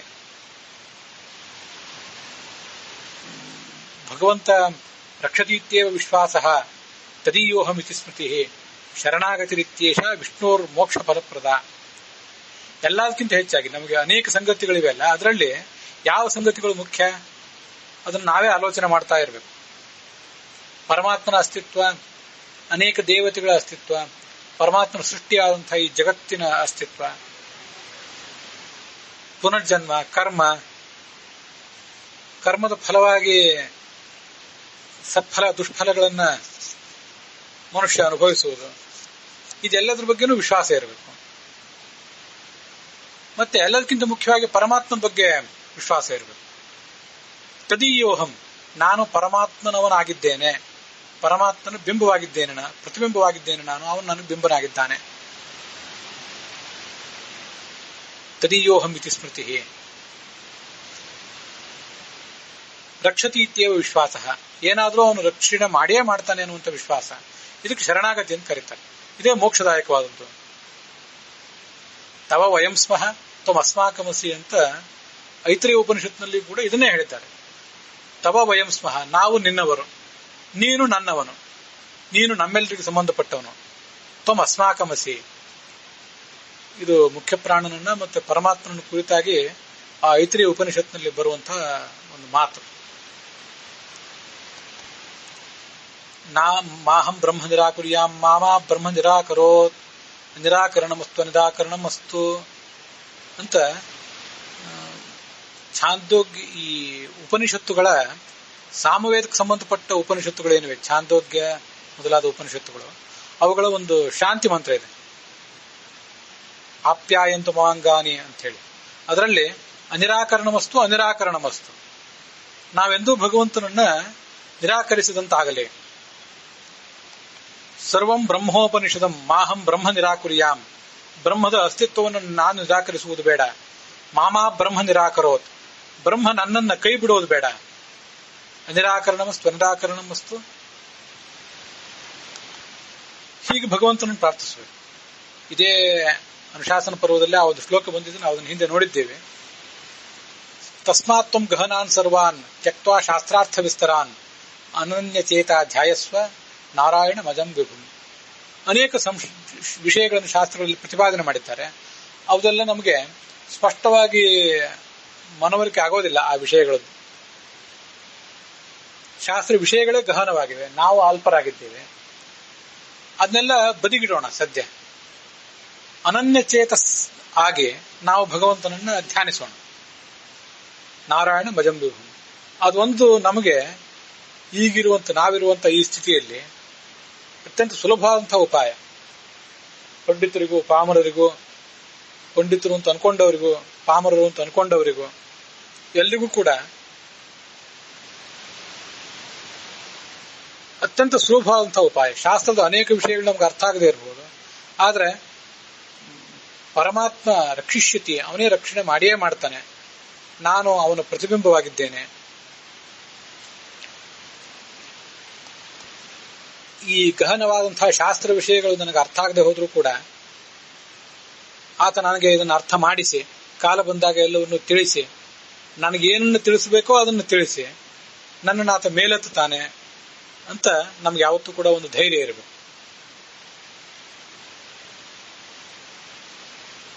ಆದ್ರಿಂದ ವೇದಗಳಲ್ಲಿ ಹೇತುಗಳನ್ನು ಹುಡುಕುವುದು, ವ್ಯರ್ಥವಾದ ತರ್ಕಗಳನ್ನು ಮಾಡುವುದು ವ್ಯರ್ಥ, ಮಾಡಬಾರದು ಯಾವತ್ತೂ ಕೂಡ.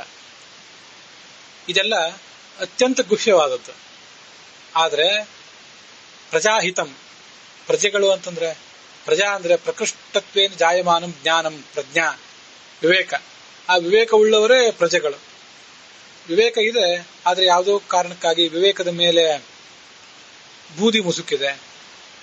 ಅಂಥವರ ಜ್ಞಾನಕ್ಕಾಗಿ ತ್ವತ್ಪ್ರೀತ್ಯರ್ಥಂ, ನಿನ್ನ ಸಂತೋಷಕ್ಕಾಗಿ ಇದನ್ನೆಲ್ಲ ಹೇಳಿದ್ದೇನೆ. ಅಲ್ಲಿಗೆ ಆ ಒಂದು ಭಾಗ ಮುಕ್ತಾಯ ಕಾಣ್ತದೆ. ಮುಂದೆ ಮತ್ತೆ ಪಾರ್ವತಿ ಆ ಪ್ರಶ್ನೆಗಳನ್ನು ಕೇಳ್ತಾಳೆ. ನಾವು ಈ ಎಲ್ಲ ವಿಷಯಗಳನ್ನ ನಮ್ಮ ಆತ್ಮಾವಲೋಕನಕ್ಕಾಗಿ ಬಳಸ್ಕೋಬೇಕು. ಏನ್ ಮಾಡ್ತಾ ಇದ್ದೇವೆ? ಹೇತುವಾದಗಳು ಬೇಡ, ವ್ಯರ್ಥವಾದ ತರ್ಕಗಳು ಬೇಡ ಅಂತ ಶಿವ ಹೇಳಿದ. ವ್ಯರ್ಥವಾದ ತರ್ಕಗಳು ಬೇಡ, ವೇದೋಕ್ತವಾದ ವಿಷಯದ ಬಗ್ಗೆ ಅಲ್ಲಿ ವಿಶ್ವಾಸ ಇರಲಿ ಅನ್ನುವುದೆಲ್ಲ ಬಂತು. ಅದಷ್ಟೇ ಅಲ್ಲದೇನೆ ಜಗತ್ತಿನಲ್ಲಿ ಮನುಷ್ಯನಿಗೆ ವೇದೋಕ್ತವಾದ ವಿಷಯ ಆ ಕಡೆ ಇರಲಿ, ಲೌಕಿಕವಾದ ವಿಷಯಗಳ ಬಗ್ಗೆ ಆದರೂ ಕೂಡ ಅವನಿಗೆ ಸ್ಪಷ್ಟವಾದ ಮನವರಿಕೆ ಆಗ್ತದ. ಅನೇಕ ಬಾರಿ ಇದನ್ನು ಹೇಳಿದ್ದೇನೆ ನಾನು. ಮತ್ತೆ ನಮಗದು ಒಂದು ವಿಶ್ವಾಸಕ್ಕಾಗಿ ಆ ಮಾತುಗಳನ್ನು ನಮಗೆ ನಾವು ಹೇಳ್ಕೋಬೇಕು. ನಮಗೆ ನಾವು ಥೆರಪಿ ರೂಪದಲ್ಲಿ ಹೇಳ್ಕೋಬೇಕಾದಂತಹ ಮಾತುಗಳು. ಏನ್ ಮಾತುಗಳು? ಲೌಕಿಕ ವಿಷಯಗಳ ಬಗ್ಗೆನೆ. ಮನುಷ್ಯ ಮದ್ಯಪಾನ ಮಾಡಬಾರದು, ವ್ಯಭಿಚಾರ ಮಾಡಬಾರದು, ಭ್ರಷ್ಟಾಚಾರದಲ್ಲಿ ತೊಡಗಬಾರದು ಅನ್ನುವುದೆಲ್ಲವೂ ಕೂಡ ಇದಕ್ಕೇನು ಶಾಸ್ತ್ರ ಏನು ಬೇಕಾಗಿಲ್ಲ. ಮನುಷ್ಯ ವ್ಯಭಿಚಾರಿ ಆದ್ರೆ, ಲಂಪಟನಾದ್ರೆ ದೈಹಿಕವಾಗಿ ಮಾನಸಿಕವಾಗಿ ಆತನ ಸ್ಥಿತಿ ಏನಾಗ್ತದೆ, ಕೌಟುಂಬಿಕವಾಗಿ ಸಾಮಾಜಿಕವಾಗಿ ಆತನಿಗೆ ಏನು ದುಸ್ಥಿತಿ ಬಂದು ಒದಗಿಯಿತು, ಇದನ್ನೆಲ್ಲ ನಾವು ಪ್ರತ್ಯಕ್ಷವಾಗಿ ನೋಡ್ತಾನೆ ಇರ್ತೇವೆ. ಅಷ್ಟಾದ್ರೂ ಕೂಡ ನಮಗೆ ಆ ವಿಷಯದ ಬಗ್ಗೆ ಮನವರಿಕೆ ಆಗೋದಿಲ್ಲ. ಮತ್ತೆ ನಾವು ಅಂತ ಪ್ರಸಂಗಗಳನ್ನ ಎದುರಿಸಿದಾಗ ಮತ್ತೆ ಆ ಎಲ್ಲ ವಿಷಯಗಳನ್ನು ಮರೆತು ಅಂತಹ ಸೂಕ್ಷ್ಮವಾದಂತಹ ವಿಷಯಗಳಿಗೆ, ಸೂಕ್ಷ್ಮವಾದಂತಹ ದೋಷಗಳಿಗೆ ನಾವು ಬಲಿಯಾಗೇ ಬಿಡ್ತೇವೆ. ವೇದೋಕ್ತವಾದ್ರ ಬಗ್ಗೆ ಬಹಳಷ್ಟು ತರ್ಕಗಳನ್ನು ಮಾಡಬೇಡಿ, ಅದನ್ನು ನಂಬಿರಿ, ಅದು ಅರ್ಥ ಆಗೋದಿಲ್ಲ ನಿಮಗೆ. ಯಾಕಂದ್ರೆ ದೇವತೆಗಳು ಪರೋಕ್ಷ ಪ್ರಿಯರು, ಅವರು ಅಪರೋಕ್ಷವಾಗಿ ಏನನ್ನೂ ಹೇಳುವುದಿಲ್ಲ, ಪ್ರತ್ಯಕ್ಷವಾಗಿ ಏನನ್ನೂ ಹೇಳುವುದಿಲ್ಲ ಅನ್ನೋ ಮಾತಿಲ್ಲ. ವೇದಕ್ಕೆ, ಶಾಸ್ತ್ರಕ್ಕೆ ಸಂಬಂಧಪಟ್ಟದ್ದು ಆ ಕಡೆ ಇರಲಿ, ನಮಗೆ ಯಾಕೆ ಅರ್ಥ ಆಗೋದಿಲ್ಲ? ಅನೇಕ ಬಾರಿ ನಾನು ಇದನ್ನ ಆಲೋಚನೆ ಮಾಡಿದ್ದೇನೆ. ಕೆಲವರು ಕೇಳ್ತಾ ಇರ್ತಾರೆ ಕೂಡ, ನಮಗೆ ಶಾಸ್ತ್ರ ಅರ್ಥ ಆಗೋದಿಲ್ಲ ಯಾಕೆ ಅಂತ. ಶಾಸ್ತ್ರ ಅರ್ಥ ಆಗೋದಿಲ್ಲ ಯಾಕೆ ಅಂತ ಕೆಲವರು ಕೇಳ್ತಾರೆ. ಇನ್ನು ಕೆಲವರು ಏನ್ ಕೇಳ್ತಾರೆ ಅಂತಂದ್ರೆ, ಈ ಹಿಂದಿನ ಜನ್ಮದ ಸ್ಮರಣೆ ನಮಗೆ ಯಾಕೆ ಆಗೋದಿಲ್ಲ, ಯಾವ ಪಾಪಗಳನ್ನು ನಾವು ಮಾಡಿದ್ದೀವಿ ಅಂತ ಅನ್ನೋದು ನಮಗೆ ಯಾಕೆ ಸ್ಮರಣೆ ಬರೋದಿಲ್ಲ ಅಂತ ಕೇಳ್ತಿರ್ತಾರೆ. ನಮ್ಗೆ ಹೇಗೆ ಸ್ಮರಣೆ ಬರಬೇಕು? ನಾವಿದನ್ನ ನಮ್ಮನ್ನ ಕುರಿತು ನಾವು ಕೇಳ್ಕೋಬೇಕು. ನಿನ್ನೆ ಮೊನ್ನೆ ನಾವು ಯಾವ ಬಟ್ಟೆ ಉಟ್ಟಿದ್ದೆವು, ಏನು ಅಡಿಗೆ ಊಟ ಮಾಡಿದ್ದೆವು ಅಂತ ಮನೆಯಲ್ಲಿ ನಮಗೆಲ್ಲ ಗೊತ್ತಿರಬಹುದು. ಈಗ ಒಂದು ತಿಂಗಳ ಹಿಂದು, ಈಗ ಒಂದು ವರ್ಷದ ಹಿಂದಿಂದು, ಇಂಥ ದಿವಸ ಏನ್ ಬಟ್ಟೆ ಉಟ್ಟಿದ್ರಿ, ಎಲ್ಲಿ ಹೋಗಿದ್ರಿ,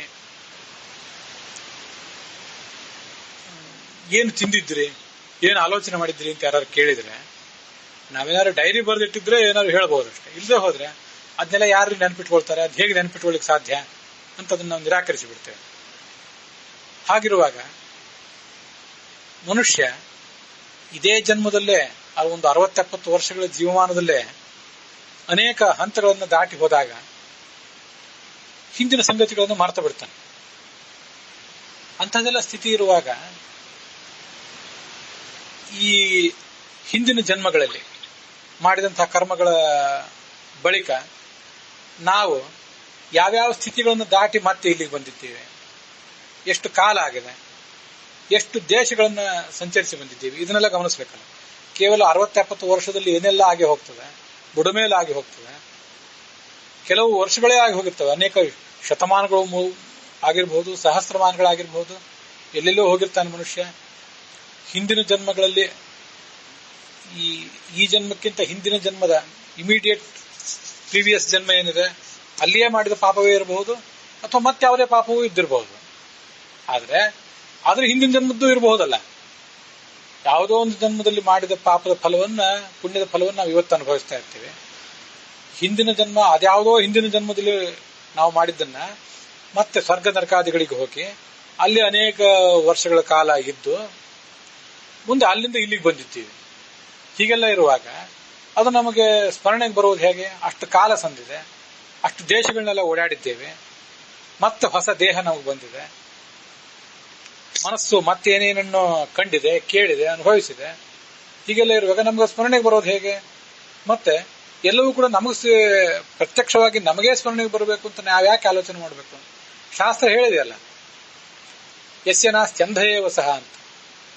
ಸರ್ವಸ್ಯ ಲೋಚನಂ ಶಾಸ್ತ್ರಂ. ಶಾಸ್ತ್ರವೆಂಬ ಕಣ್ಣು ಎಲ್ಲವನ್ನೂ ಕೊಟ್ಟಿದೆ. ಆ ಒಂದು ಕಣ್ಣನ್ನು ಮುಚ್ಚಿಟ್ಕೊಂಡಿದ್ದೇವೆ. ಮತ್ತೆ ಯಾವುದೋ ನನಗೆ ಕಾಣಿಸ್ತಾ ಇಲ್ಲ, ಹಾಗೆ ಅದು ಕಾಣಬೇಕಾಗಿತ್ತು, ತಿಳಿಬೇಕಾಗಿತ್ತು. ಅದ್ಯಾಕೆ ಸುಮ್ಮನೆ ಪುನರ್ಜನ್ಮ, ಹಿಂದಿನ ಯಾವುದೋ ಜನ್ಮದ ಕರ್ಮ, ಪ್ರಾರಬ್ಧ ಕರ್ಮ ಅಂತ ಹೇಳ್ತೀರಿ. ನಾವು ಪ್ರಾರಬ್ಧ ಕರ್ಮದ ಬಗ್ಗೆ ಕೇಳಿ ಕೇಳಿ ಫೆಡಪ್ ಆಗಿಬಿಟ್ಟಿದ್ದೇವೆ ಅಂತ ಅನೇಕ ಜನ ಹೇಳುವುದಿರ್ತದೆ. ಇದನ್ನ ನಾವು ಗಮನಿಸಬೇಕು. ಯಾವುದೋ ಸಮಸ್ಯೆಯಿಂದ ನರಳ್ತಾ ಇರ್ತಾರೆ. ಯಾಕೆ ಹೀಗಾಗಿದೆ ಅಂದ್ರೆ, ಅದು ನಿಮ್ ಪ್ರಾರಬ್ಧ ಕರ್ಮದಿಂದ ಹಾಗಾಗಿದೆ ಅಂತ ನೀವು ಯಾರ ಹತ್ರ ಹೋದ್ರು, ಒಬ್ಬ ಪಂಡಿತನ ಹತ್ರ ಹೋದ್ರು, ಒಬ್ಬ ಜ್ಯೋತಿಷಿ ಹತ್ರ ಹೋದ್ರು, ಅವರಷ್ಟೇ ಉತ್ತರ ಹೇಳ್ಯಾರ. ಯಾಕಂದ್ರೆ ಅವ್ರಿಗೆ ತಮ್ಮ ಪ್ರಾರಬ್ಧ ಕರ್ಮ ಏನು ಅಂತ ಗೊತ್ತಿಲ್ಲ, ತಮ್ಮ ಪುನರ್ಜನ್ಮ ಏನಂತ ಅವ್ರಿಗೆ ಗೊತ್ತಿಲ್ಲ. ಹಾಗಿದ್ದಾಗ ನೀವು ಅವ್ರ ಹತ್ರ ಹೋಗಿ ನಿಮ್ ಸಮಸ್ಯೆಯನ್ನು ಇಟ್ಟು ಇದಕ್ಕೇನು ಪರಿಹಾರ ಅಂತ ಕೇಳಿದ್ರೆ ಅವ್ರು ಶಾಸ್ತ್ರದಲ್ಲಿ ಸಿದ್ಧವಾಗಿ ಉತ್ತರ ಹೇಳ್ತಾರಷ್ಟೇ. ಅಧ್ಯಾತ್ಮದಲ್ಲಿ, ತತ್ವಶಾಸ್ತ್ರದಲ್ಲಿ ಮತ್ತೆ ಜ್ಯೋತಿಷದಲ್ಲಿ ಏನು ಉತ್ತರ ಇದೆಯಾ ಅಷ್ಟನ್ನು ಅವ್ರು ಹೇಳ್ತಾರೆ. ಪ್ರಾರಬ್ಧ ಕರ್ಮ ಇತ್ಯಾದಿ ಉತ್ತರಗಳನ್ನು ಹೇಳ್ತಾರೆ ಅವರು. ಆ ಉತ್ತರಗಳನ್ನು ಕೇಳಿ ಕೇಳಿ ನೀವು ಫೆಡಪ್ ಆಗುವುದು ಸರಿಯೇ. ನೀವು ಅಂದ್ರೆ ನೀವು ಅಷ್ಟೇ ಅಲ್ಲ, ಅನೇಕರು ಇದೆಲ್ಲ ಯಾಕೆ ಹೀಗಿದೆ ಅಂತ ಬೇಸತ್ತು ಹೋಗೋದು ಮನುಷ್ಯ. ಯಾಕಂತಂದ್ರೆ ಈಗಿನ ಪ್ರಶ್ನಕ್ಕೆ ಒಂದು ಕಾಂಕ್ರೀಟ್ ಸೊಲ್ಯೂಷನ್, ಗಟ್ಟಿಮುಟ್ಟಾದಂತಹ ಪರಿಹಾರ ಬೇಕಾಗಿರ್ತದೆ ಅವರಿಗೆ. ಆ ಪರಿಹಾರ ಸಿಗದೇ ಇದ್ದಾಗ ಕೇವಲ ಸಿದ್ಧವಾದಂತಹ ಶಾಸ್ತ್ರೀಯ ಸಿದ್ಧವಾದಂತಹ ಉತ್ತರಗಳನ್ನು ಕೊಟ್ಟುಬಿಟ್ರೆ ಅದರಿಂದ ಅವ್ರಿಗೇನು ಮನವರಿಕೆ ಆಗಬೇಕು, ಜನ ಅದರಿಂದ ಹೇಗೆ ಸಮಾಧಾನ ಹೊಂದಬೇಕು? ಎಲ್ಲ ಸರಿಯೇ, ಇಷ್ಟೆಲ್ಲ ಸಮಸ್ಯೆಗಳು ಇರುವುದು ಹೌದು. ಆದ್ರೆ ನಾವು ಹೋಗುವುದೆಲ್ಲಿಗೆ, ಮಾಡ್ಬೇಕೇನು ನಾವು? ಇದನ್ನು ಗಮನಿಸ್ಬೇಕಲ್ಲ. ನಾವೇನ್ ಮಾಡುವುದು, ಪಂಡಿತರು ಏನ್ ಮಾಡಬೇಕು, ಜ್ಯೋತಿಷಿಗಳೇನ್ ಮಾಡಬೇಕು, ಯಾರು ಸ್ವಾಮಿಗಳಾದ್ರೂ ಏನ್ ಮಾಡಬೇಕು? ನಮ್ಮ ಮಾತುಗಳನ್ನು ಕೇಳಿ ನಮಗೆ ಅದೆಲ್ಲಕ್ಕಿಂತ ಹೆಚ್ಚಾಗಿ ಶಾಸ್ತ್ರ ಅನ್ನೋದೊಂದು ಇದೆಯಲ್ಲ. ವೇದಾಭಿಮಾನಿಗಳಾದಂತಹ ದೇವತೆಗಳಿದ್ದಾರೆ, ವಾಗಭಿಮಾನಿಗಳಾದಂತಹ ದೇವತೆಗಳಿದ್ದಾರೆ. ಅವರು ಪ್ರತ್ಯಕ್ಷವಾಗಿ ಏನನ್ನು ಹೇಳದೆ ಹೋದ್ರು ಕೂಡ ಪರೋಕ್ಷವಾಗಿ ಆದ್ರೂ ಏನನ್ನಾದ್ರೂ ಹೇಳ್ತಾರಲ್ಲ. ಆಗ ಅಷ್ಟೊಂದು ವಿಶ್ವಾಸವನ್ನು ನಾವು ಇಡ್ಲಿಕ್ಕೆ ಸಾಧ್ಯ ಇದೆಯಲ್ಲ. ಅವ್ರು ಏನನ್ನೂ ಹೇಳದೆ ಹೋಗಿದ್ರೆ ಅವಾಗ ನಮ್ ಗತಿ ಏನಾಗ್ತಿತ್ತು ಅದನ್ನು ವಿಚಾರ ಮಾಡಿ.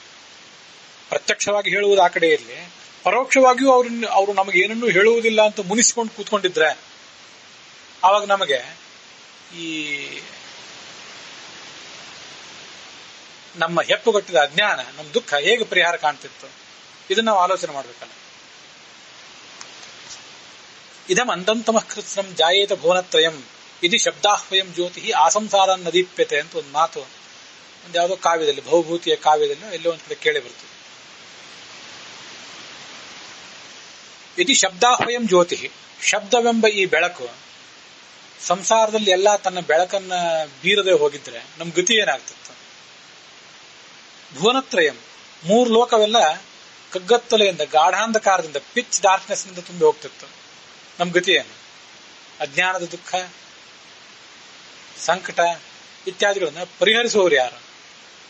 ಶಾಸ್ತ್ರ ಅನ್ನೋದೊಂದು ಕಣ್ಣು, ಶಾಸ್ತ್ರ ಅನ್ನೋದೊಂದು ಬೆಳಕು. ಆ ಬೆಳಕು ಇಷ್ಟನ್ನು ಕೊಟ್ಟೇ ಇದೆ. ಶಾಸ್ತ್ರಕ್ಕೆ ಯಾವತ್ತೂ ಕೂಡ ನಾಶ ಅನ್ನುವುದಿಲ್ಲ. ಇದನ್ನು ನಾವು ತುಂಬಾ ಭರವಸೆಯಿಂದ ಕೇಳಬೇಕಾದಂಥ ಮತ್ತೆ ನಮ್ಮ ಮನವರಿಕೆಗಾಗಿ ನಾವು ಉಪಯೋಗ ಮಾಡಿಕೊಳ್ಬೇಕಾದಂಥ ಮಾತಿದು. ಅದಕ್ಕಾಗಿಯೇ ಪುರಾಣಗಳಲ್ಲಿ ಶಾಸ್ತ್ರ ಯಾವತ್ತೂ ಕೂಡ ನಷ್ಟ ಆದಾಗ ಭಗವಂತ ಒಂದಲ್ಲ ಒಂದು ರೂಪದಿಂದ ಅವತರಿಸಿ ಅಥವಾ ತನ್ನ ವಿಭೂತಿ ರೂಪಗಳನ್ನ ಈ ಜಗತ್ತಿಗೆ ಕೊಟ್ಟು ಅವ್ರ ಮೂಲಕ ಸಮಾಜಕ್ಕೆ ಭರವಸೆ ಬರುವಂತಹ ಕೆಲಸವನ್ನು ಮಾಡ್ತಾನೆ. ಎಷ್ಟು ಬಾರಿ ಈ ಕೆಲಸವನ್ನು ಮಾಡಿದ್ದಾನೆ ಪುರಾಣದಲ್ಲಿ ನಾವು ಅದನ್ನೆಲ್ಲ ಓದಬೇಕು. ಯಾರೋ ಕೆಲವರು ದೈತ್ಯರು, ಮಧುಕೈಟವರು ಮೊದಲಾದವರು ವೇದಗಳನ್ನು ಕದ್ದಾಗ, ವೇದಾಭಿಮಾನಿ ದೇವತೆಗಳನ್ನು ಕದಿಯಲಿ, ವೇದಗಳನ್ನು ಕದಿಯುವುದು ಅಂದ್ರೆ ವೇದಾಭಿಮಾನಿ ದೇವತೆಗಳನ್ನು ಕದಿಯುವುದು, ಅಥವಾ ಆ ವೇದೋಕ್ತವಾದಂತಹ ಫಲವನ್ನ ಹೆಚ್ಚಿನ ಶ್ರಮವಿಲ್ಲದೆ ಅನಾಯಾಸವಾಗಿ ಕಳ್ಳತನದಿಂದ ತಮ್ಮದನ್ನಾಗಿ ಮಾಡಿಕೊಳ್ಳುವಂತಹ ಪ್ರಯತ್ನ ಮಾಡೋದು, ಹೀಗೆಲ್ಲ ಅವ್ರು ಮಾಡಿದಾಗ ಆ ರಾಕ್ಷಸರನ್ನ ಸದೆಬಡುದು, ಅವರನ್ನ ಬದಿಗೊತ್ತಿ ವೇದಗಳನ್ನು ಮತ್ತೆ ಮೇಲೆ ತಂದ ಯಾರು ನಿಜವಾದ ಕಳಕಳಿ ಉಳ್ಳವರಾಗಿದ್ದಾರೆ, ಯಾರು ಪ್ರಯತ್ನಪೂರ್ವಕವಾಗಿ ಎಲ್ಲವನ್ನು ತಿಳ್ಕೊಳ್ಳುವಂತಹ ತಾಳ್ಮೆ ಉಳ್ಳವರಾಗಿದ್ದಾರೆ, ಭಗವಂತನ ಬಗ್ಗೆ ಭಾಗವತರ ಬಗ್ಗೆ ಯಾರಿಗೆ ಶ್ರದ್ಧಾ ಇದೆ, ಅವರ ಅನುಕೂಲಕ್ಕಾಗಿಯೇ ಅಲ್ಲ ಈ ಎಲ್ಲ ವೇದಾದಿಗಳನ್ನ ಆತ ಉದ್ಧರಿಸಿದ್ದು. ತಾನೆಷ್ಟು ಬಾರಿ ಕಪಿಲನ ರೂಪದಿಂದ, ಮೂಲ ನಾರಾಯಣನ ರೂಪದಿಂದ, ವ್ಯಾಸನ ರೂಪದಿಂದ ಮೇಲಿಂದ ಮೇಲೆ ಅನೇಕ ಬಾರಿ ಅವತಾರಗಳನ್ನು ತಾಳಿಯೇ ಇದ್ದಾನೆ. ಅನೇಕ ಜ್ಞಾನಿಗಳಾದಂತಹ ವ್ಯಕ್ತಿಗಳು ಆತನ ಪ್ರತಿಬಿಂಬಭೂತರಾದವರು. ಹರೇಸ್ತು ಪ್ರತಿಮಾ ಪ್ರಾಜ್ಞಾ, ಪ್ರಾಜ್ಞರೆಲ್ಲ ಅವನ ಪ್ರತಿಮೆಗಳಂತವರು. ತತ್ರಸ್ಥಃ ಕೇಶವ ಸ್ವಯಂ, ಅವರೊಳಗೆ ನಿಂತು ಕೇಶವ ಈ ಭಗವಂತ ದದಾತಿ ಜ್ಞಾನಮೀಶೇಷ, ಎಲ್ಲರಿಗೂ ಕೂಡ ಜ್ಞಾನವನ್ನು ಕೊಡ್ತಾನೆ. ಜ್ಞಾನ ಕೊಡುವಂತಹ ಒಂದು ವ್ಯವಸ್ಥೆಯನ್ನು ಆತ ಯಾವತ್ತೂ ಕೈ ಬಿಟ್ಟಿಲ್ಲ. ನಮಗೆ ಬರಬೇಕಾದಂತಹ ಜ್ಞಾನದ ಬಗ್ಗೆ ಅವನದ್ದೊಂದು ಅತ್ಯಂತ ಆಳವಾದಂತಹ ಡೀಪ್ ಆದಂತಹ ಕಾಳಜಿ, ಕನ್ಸರ್ನ್ ಇದೆ. ಅದಕ್ಕಾಗಿ ಅದ್ರ ಬಗ್ಗೆ ನಮಗೆ ವಿಶ್ವಾಸ ಬೇಕಲ್ಲ. ಭಗವಂತ ಈ ವ್ಯವಸ್ಥೆಯನ್ನು ಮಾಡಿಟ್ಟಿದ್ದಾನೆ. ಜಗತ್ತಿನಲ್ಲಿ ಎಷ್ಟೇ ಕಷ್ಟ ಬರಲಿ, ಕಲಿಯುಗ ಎಷ್ಟೇ ಮುಂದುವರಿಯಲಿ, ಪರಿಸ್ಥಿತಿ ಎಷ್ಟೇ ವಿಷಮಿಸಲಿ, ಕ್ಷೀಣಿಸಲಿ, ಆದರೆ ಆ ಎಲ್ಲ ಸಂದರ್ಭದಲ್ಲಿ ಒಂದು ಆಸೆ, ಬೆಳಕು, ಸಣ್ಣ ತೀರಾ ಕ್ಷೀಣವಾದದ್ದಾದರೂ ಬೆಳಕು ನಮಗೆ ಜಗತ್ತಿನಲ್ಲಿ ಇದ್ದೇ ಇರ್ತದೆ. ಆ ಇದ್ದೇ ಇರ್ತದೆ ಅಂತ ಅನ್ನೋದನ್ನ ಶಾಸ್ತ್ರಗಳು ಮೇಲಿನ ಮೇಲೆ ಬೇರೆ ಬೇರೆ ಉದಾಹರಣೆಗಳ ಮೂಲಕ ವರ್ಣಿಸಿವೆ. ಆ ಮೂಲಕ ನಾವು ಸಮಾಧಾನ ಪಟ್ಕೊಳ್ಬಹುದಲ್ಲ. ಶಾಸ್ತ್ರದಲ್ಲಿ ಹೇಳಿದ ವಿಷಯಗಳು ನಮ್ಗೆ ಅರ್ಥ ಆಗೋದಿಲ್ಲ. ಯಾಕೆ ಮತ್ತೊಂದು ಬಾರಿ ಹೇಳಬೇಕು ಅಂತ ಅಪೇಕ್ಷೆ ಪಡ್ತೀನಿ. ಯಾಕಂದ್ರೆ ಲೌಕಿಕವಾದ ಅನೇಕ ವಿಷಯಗಳೇ ನಮ್ಗೆ ಅರ್ಥ ಆಗೋದಿಲ್ಲ. ಲೌಕಿಕವಾದ ವಿಷಯಗಳೇ ನಮ್ಗೆ ಅರ್ಥ ಆಗದೇ ಇದ್ದಾಗ ಶಾಸ್ತ್ರೀಯ ವಿಷಯಗಳು ನಮ್ಗೆ ಅರ್ಥ ಆಗೋದು ಹೇಗೆ? ಅಷ್ಟು ಸುಲಭ ಅಲ್ಲ. ಭಗವಂತನನ್ನು ಅದಕ್ಕಾಗಿ ನಾವು ಮೇಲಿನ ಮೇಲೆ ಮೊರೆ ಹೋಗಬೇಕು ಅಂತ ಅದರ ತಾತ್ಪರ್ಯ ಇದೆ. ಮುಂದಿನ ಭಾಗ ಈ ವಾವಿಳ್ಳಿ ರಾಮಸ್ವಾಮಿ ಶಾಸ್ತ್ರಿಗಳ ಪಾಠದಲ್ಲಿ, ಟಿ ಆರ್ ಕೃಷ್ಣಾಚಾರ್ಯ ಪಾಠದಲ್ಲಿ, ವೈಷ್ಣವ ಪಾಠದಲ್ಲಿ ಎಲ್ಲ ಕಡೆ ಕಾಣ್ತದೆ. ಕೆಲವರಿಗೆ ಪೂರ್ವಜನ್ಮದ ಸ್ಮರಣೆ ಇರ್ತದೆ. ಪೂರ್ವಜನ್ಮದ ಸ್ಮರಣೆ ಇದ್ರೂ ಕೂಡ ಅವರು ಹುಟ್ಟುತ್ತಾರೆ ಹೇಗೆ? ಕಿಮರ್ಥಂ ತೇಭಿಜಾಯಂತೆ ಜಾನಂತಹ ಪೌರ್ವದೇಹಿಕಂ. ಇದನ್ನೆಲ್ಲ ವರ್ಣಿಸು. ಕೆಲವರಿಗೆ ಮಾತ್ರ ಇರ್ತದೆ, ಯಾಕೆ ಅದನ್ನೂ ಹೇಳು. ಶಿವ ಹೇಳ್ತಾನೆ, ಒಂದು ಹಿಂದಿನ ಜನ್ಮದಲ್ಲಿ ಮರಣ ಹೊಂದಿ ಕೂಡಲೇ ಜನ್ಮಾಂತರವನ್ನು ಪಡ್ಕೊಂಡ್ರೆ ಅವನಿಗೆ ಜನ್ಮದ ಸ್ಮರಣೆ ಸ್ವಲ್ಪ, ಪೂರ್ವ ಜನ್ಮದ ಸ್ಮರಣೆ ಕೆಲವು ಕಾಲ ಇರ್ತದೆ. ಇದನ್ನ ನೋಡಿ, ತೇ ಮೃತಾಹ ಸಹಸ, ಕೂಡಲೇ ಹುಟ್ಟಿದ್ದಾರೆ. ಕೂಡಲೇ ಹುಟ್ಟಿರುವುದರಿಂದ ಬಹಳ ಕಾಲ ಸವದಿಲ್ಲ, ಬಹಳ ದೇಶಗಳನ್ನು ಕೂಡ ಅವರು ಓಡಾಡಿಲ್ಲ. ಆದ್ರಿಂದ ಆ ಎಲ್ಲ ಸ್ಮರಣ ಅವರಿಗೆ ಬರ್ತದೆ. ಆದ್ರಿಂದ ಅನೇಕ ಜನ ವಿವೇಕಿಗಳಾದವರಿಗೆ ಜಾತಿ ಸ್ಮರಣೆ ಅಂದ್ರೆ ಪೂರ್ವ ಜನ್ಮದ ಸ್ಮರಣೆ ಬರ್ತದೆ. ಆದ್ರೆ ಮುಂದೆ ಅವರು ಬೆಳೆದಂತೆ ಆ ಜಾತಿ ಸ್ಮರಣ ಎಲ್ಲವೂ ಕೂಡ ನಮಗೆ ಕನಸು ಮರೆತು ಹೋದಂತೆ ಮರೆತು ಹೋಗಿಬಿಡ್ತದೆ.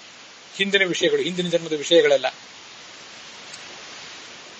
ಈ ಒಂದು ಕಾರಣದಿಂದಾಗಿಯೇ ಅನೇಕ ಮೂರ್ಖರಿಗೆ ಪರಲೋಕದ ವಿಷಯದಲ್ಲಿ ಸಂಶಯ ಬರಲಿಕ್ಕೆ ಕಾರಣ.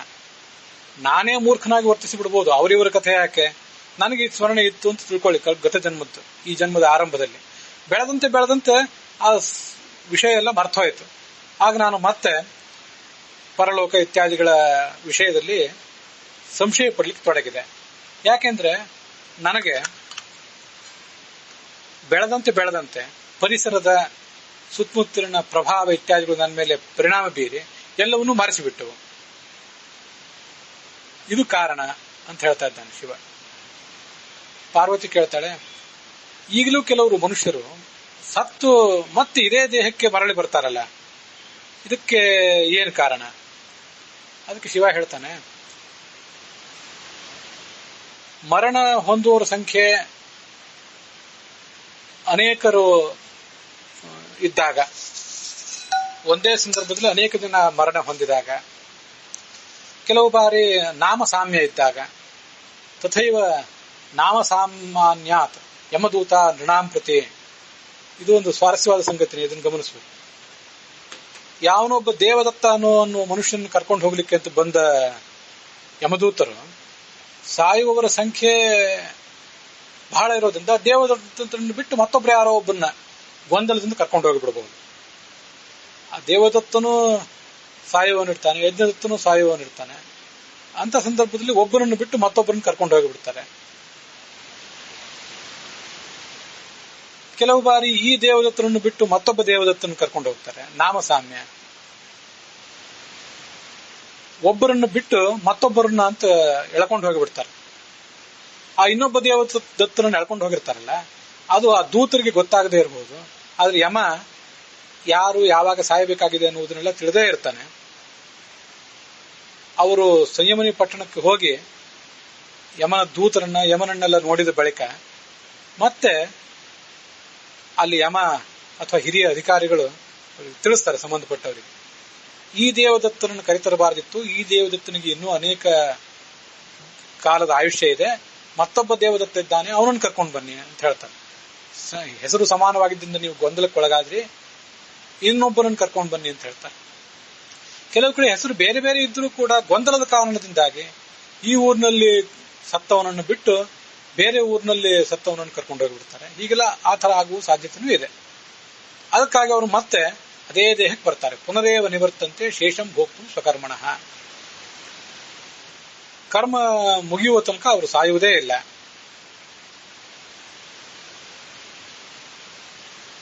ಇದಕ್ಕೆ ಹೀಗೆ ಆ ಒಂದು ಕೆಲವು 5-10 ನಿಮಿಷಗಳ ಕಾಲ ಸತ್ತವರೇನಿರ್ತಾರಲ್ಲ, ಅವರು ಮರಳಿ ಇಲ್ಲಿಗೆ ಬರ್ತಾರಲ್ಲ, ಆಗ ಅವರು ಕೆಲವು ಸಂಗತಿಗಳನ್ನ ವರ್ಣನೆ ಮಾಡ್ತಾರೆ. ನಾನು ಇಂಥ ಒಂದು ಯಾವುದೋ ಪ್ರದೇಶಕ್ಕೆ ಹೋಗಿದ್ದೆ, ಈ ವ್ಯಕ್ತಿ ಅಲ್ಲ ಮತ್ತೊಬ್ಬ ವ್ಯಕ್ತಿಯನ್ನು ಕರ್ಕೊಂಡು ಬಾ ಅಂತ ಅಲ್ಲಿ ಯಾರೋ ಹೇಳಿದ್ರು, ನಾನು ಅದಕ್ಕೆ ಮತ್ತೆ ಇಲ್ಲಿಂದ ಬಂದೆ, ಈ ದೇಹದೊಳಗೆ ನಾನು ಪ್ರವೇಶ ಮಾಡಬೇಕಾಯ್ತು ಅಂತ. ನಮ್ಮ ದೇಶದಲ್ಲಿಯೂ ಪರದೇಶದಲ್ಲಿಯೂ ಅನೇಕ ಇಂಥ ಘಟನೆಗಳು ನಡೆದಿವೆ. ಇವುಗಳಿಗೆಲ್ಲ ಇದರ ಬಗ್ಗೆ ಒಂದು ಸ್ಟಡಿ ಕೂಡ ಮಾಡಿದ್ದಾರೆ ಕೆಲವರು. NDE ಅಂತ ಒಂದು ಸಂಕ್ಷಿಪ್ತ ರೂಪದಲ್ಲಿ ಅದನ್ನ ಹೇಳ್ತಾರೆ, ನಿಯರ್ ಡೆತ್ ಎಕ್ಸ್ಪೀರಿಯನ್ಸ್ ಅಂತ. ಸಾವಿನ ಸಮೀಪಕ್ಕೆ ಹೋಗಿ ಮರಳಿ ಬಂದ ಕೆಲವು ಎಕ್ಸ್ಪೀರಿಯನ್ಸ್ಗಳು, ಅವ್ರು ಏನೇನು ಕಂಡಿದ್ರು, ಅವರು ಕಂಡ ಘಟನೆಗಳಲ್ಲಿ ಏನು ಸಮಾನತೆ ಇತ್ತು ಅನ್ನೋದನ್ನೆಲ್ಲ ದಾಖಲೆ ಮಾಡಿದ್ದಾರೆ ಕೆಲವರು. ಕೆಲವು ಬಾರಿ ತೀರಾ ಕೆಲವು ಚಿಕ್ಕ ಮಕ್ಕಳು ಇಂಥ ಒಂದು ಊರಿನಲ್ಲಿ, ಇಂಥ ಒಂದು ಪ್ರದೇಶದಲ್ಲಿ ಇಂಥವ್ರ ಮಗನಾಗಿ ನಾನಿದ್ದೆ, ನಾನಾಗ ಇಂಥ ಕಾರಣದಿಂದಾಗಿ ಸತ್ತೆ ಅಂತನ್ನುವುದನ್ನು ಹೇಳಲಿಕ್ಕೆ ತೊಡಗಿದ್ದಾರೆ. ಹೋಗಿ ನೋಡಿದ್ರೆ, ಆ ಊರಿನಲ್ಲಿ ಅದನ್ನು ಗಮನಿಸಿ ನೋಡಿದ್ರೆ ಆ ವಿಷಯ ಸತ್ಯವೂ ಕೂಡ ಆಗಿರ್ತದೆ. ಇಂಥದನ್ನೆಲ್ಲ ಅನೇಕ ಕರೆ ವೃತ್ತಪತ್ರಿಕೆಗಳಲ್ಲಿ ಮತ್ತು ಬೇರೆ ಬೇರೆ ಪ್ರಸಂಗಗಳಲ್ಲಿ ನೀವು ಕೂಡ ನೋಡಿರ್ತೀರಿ. ಅದ್ರ ಬಗ್ಗೆ ಹೆಚ್ಚು ವಿವರಗಳನ್ನೇನು ಹೇಳಲಿಕ್ಕೆ ಹೋಗೋದಿಲ್ಲ. ಬದುಕಲು ಕಲಿಯಿರಿ ಎನ್ನುವ ಪುಸ್ತಕದಲ್ಲೂ ಕೂಡ ಅಂಥ ಅನೇಕ ಘಟನೆಗಳ ಬಗ್ಗೆ ಇದ್ದ ನೆನಪು ನನಗಿದೆ. NDE ನಿಯರ್ ಡೆತ್ ಎಕ್ಸ್ಪೀರಿಯನ್ಸ್ ಅಂತ ಅದನ್ನೆಲ್ಲ ವರ್ಣನೆ ಮಾಡ್ತಾರೆ. ಮುಂದೆ ಪಾರ್ವತಿ ಕೇಳ್ತಾಳೆ, ಕನಸು ಅಂತೂ ಎಲ್ರಿಗೂ ಕಾಣುತ್ತದೆ, ಆ ಕನಸು ಕಾಣುವುದೇನು ಸ್ವಾಭಾವಿಕವೋ ಅಥವಾ ಸತ್ಯವೋ ಅದು ಅಥವಾ ಅಸತ್ಯವೋ, ಇದು ಹೇಗೆ ಅಂತ ನೀನು ಹೇಳಬೇಕು. ಅದಕ್ಕೆ ಶಿವ ಹೇಳ್ತಾನೆ, ನಿದ್ರಿಸುವ ಒಬ್ಬ ವ್ಯಕ್ತಿಗೆ ಆ ಮನಸ್ಸಿನ ಒಂದು ವ್ಯಾಪಾರವೇ ಒಂದು ಸ್ವಪ್ನ. ಆ ಮನಸ್ಸು ಹಿಂದಿನ ಘಟನೆಗಳನ್ನ, ಭವಿಷ್ಯದ ಘಟನೆಗಳನ್ನೆಲ್ಲ ಆವಾಗ ಕೆಲವು ಬಾರಿ ನೋಡ್ಲಿಕ್ಕೆ ಸಮರ್ಥ ಆಗ್ತದೆ. ಮನಸ್ಸಿನ ಈ ಒಂದು ಸಂಚಾರ ಅದು ಬೇರೆ ಬೇರೆ ವಿಷಯಗಳನ್ನು ಆಲೋಚನೆ ಮಾಡುವುದರಿಂದ ಇಂಥದ್ದೆಲ್ಲವೂ ಕೂಡ, ಇಂಥ ಕನಸುಗಳು ಬೀಳುತ್ತವೆ. ಎಲ್ಲವನ್ನೂ ನಿನಗೆ ಹೇಳಿದ್ದೇನೆ, ಮತ್ತೇನು ಕೇಳಬೇಕು ಅಂತ ಅಪೇಕ್ಷೆ ಪಡ್ತೀವಿ ಅಂತ ಇದ್ದಾನೆ ಶಿವ. ಕನಸಿನ ಬಗ್ಗೆ ನಾವು ತಿಳ್ಕೊಳ್ಬೇಕು. ಕಿಂತ ಸ್ವಭಾವ ಅನ್ಯದ್ವಾ ಅಂತ ಬಂತಲ್ಲ, ಕನಸಿನಲ್ಲಿ ಮನಸ್ಸಿನ ಪರದೆಯ ಮೇಲೆ ಅನೇಕ ಸಂಗತಿಗಳನ್ನು ನಾವು ನೋಡ್ತೇವೆ. ಅದೊಂದು ಗೋಡೆಯ ಮೇಲಿದ್ದಂತಹ ಚಿತ್ರಣದಂತೆ, ಪೇಂಟಿಂಗ್ನಂತೆ ಅದು ನಾವು ಕನಸಿನಲ್ಲಿ ನೋಡುವಂಥ ವಸ್ತುಗಳು. ಅದು ಸುಳ್ಳೇನಲ್ಲ, ಪೇಂಟಿಂಗ್ ಸತ್ಯವೇ. ಒಬ್ಬ ವ್ಯಕ್ತಿಯ ಚಿತ್ರ ಗೋಡೆಯ ಮೇಲಿದ್ರೆ ಆ ಚಿತ್ರ ಸತ್ಯವೇ. ಆ ಚಿತ್ರವು ಬದುಕಿರುವ ವ್ಯಕ್ತಿಯು ಅಭಿನ್ನ ಅಂತ ತಿಳ್ಕೊಂಡ್ರೆ ಅದು ಮಾತ್ರ ಸುಳ್ಳು. ಹಾಗೆ ಕನಸು ಕೂಡ ಸತ್ಯವೇ. ಆದರೆ ಕನಸಿನಲ್ಲಿ ಕಂಡ ಘಟನೆಗಳು ವಾಸ್ತವಿಕವಾಗಿ ನಾವು ನೋಡುವಂತಹ ವ್ಯಕ್ತಿಗಳು, ಪ್ರದೇಶಗಳು ಮತ್ತು ಘಟನೆಗಳು ಕೂಡ ಅಭಿನ್ನ, ಅದು ಇದು ಒಂದೇ ಅಂತ ನಾವು ತಿಳ್ಕೊಂಡ್ಬಿಟ್ರೆ ಅದು ಮಾತ್ರ ದೋಷಕ್ಕೆ ಕಾರಣ. ಇದು ಶಾಸ್ತ್ರದಲ್ಲಿ ಬಂದಿರುವಂತಹ ಒಂದು ವರ್ಣನ. ಅಲ್ಲಿಗೆ ಈ ಪ್ರಸ್ತುತ ಅಧ್ಯಾಯದಲ್ಲಿ ವಾವಿಳ್ಳೆ ರಾಮಸ್ವಾಮಿ ಶಾಸ್ತ್ರಿಗಳ ಪಾಠದಲ್ಲಿ 43 ಶ್ಲೋಕಗಳು ಸಮಾಪ್ತವಾಗಿವೆ. ಅಲ್ಲಿ ಅಧ್ಯಾಯ ಇನ್ನೂ ಕೂಡ ಸಮಾಪ್ತವಾಗಿಲ್ಲ. 126ನೇ ಅಧ್ಯಾಯದ 43ನೇ ಶ್ಲೋಕ ಅಲ್ಲಿಗೆ ಸಮಾಪ್ತವಾಗಿದೆ. TR ಕೃಷ್ಣಾಚಾರ್ಯರ ಪಾಠದಲ್ಲಿ 227ನೇ ಅಧ್ಯಾಯ ಸಮಾಪ್ತವಾಗಿದೆ. ವೈಷ್ಣವ ಪಾಠದಲ್ಲಿ ಇದು 212ನೇ ಅಧ್ಯಾಯ ಸಮಾಪ್ತವಾಗಿದೆ. ಇವತ್ತಿನ ಈ ಭಾಗವು ಕೂಡ ಇಲ್ಲಿಗೆ ಸಮಾಪ್ತಿಯನ್ನು ಕಂಡಿದೆ.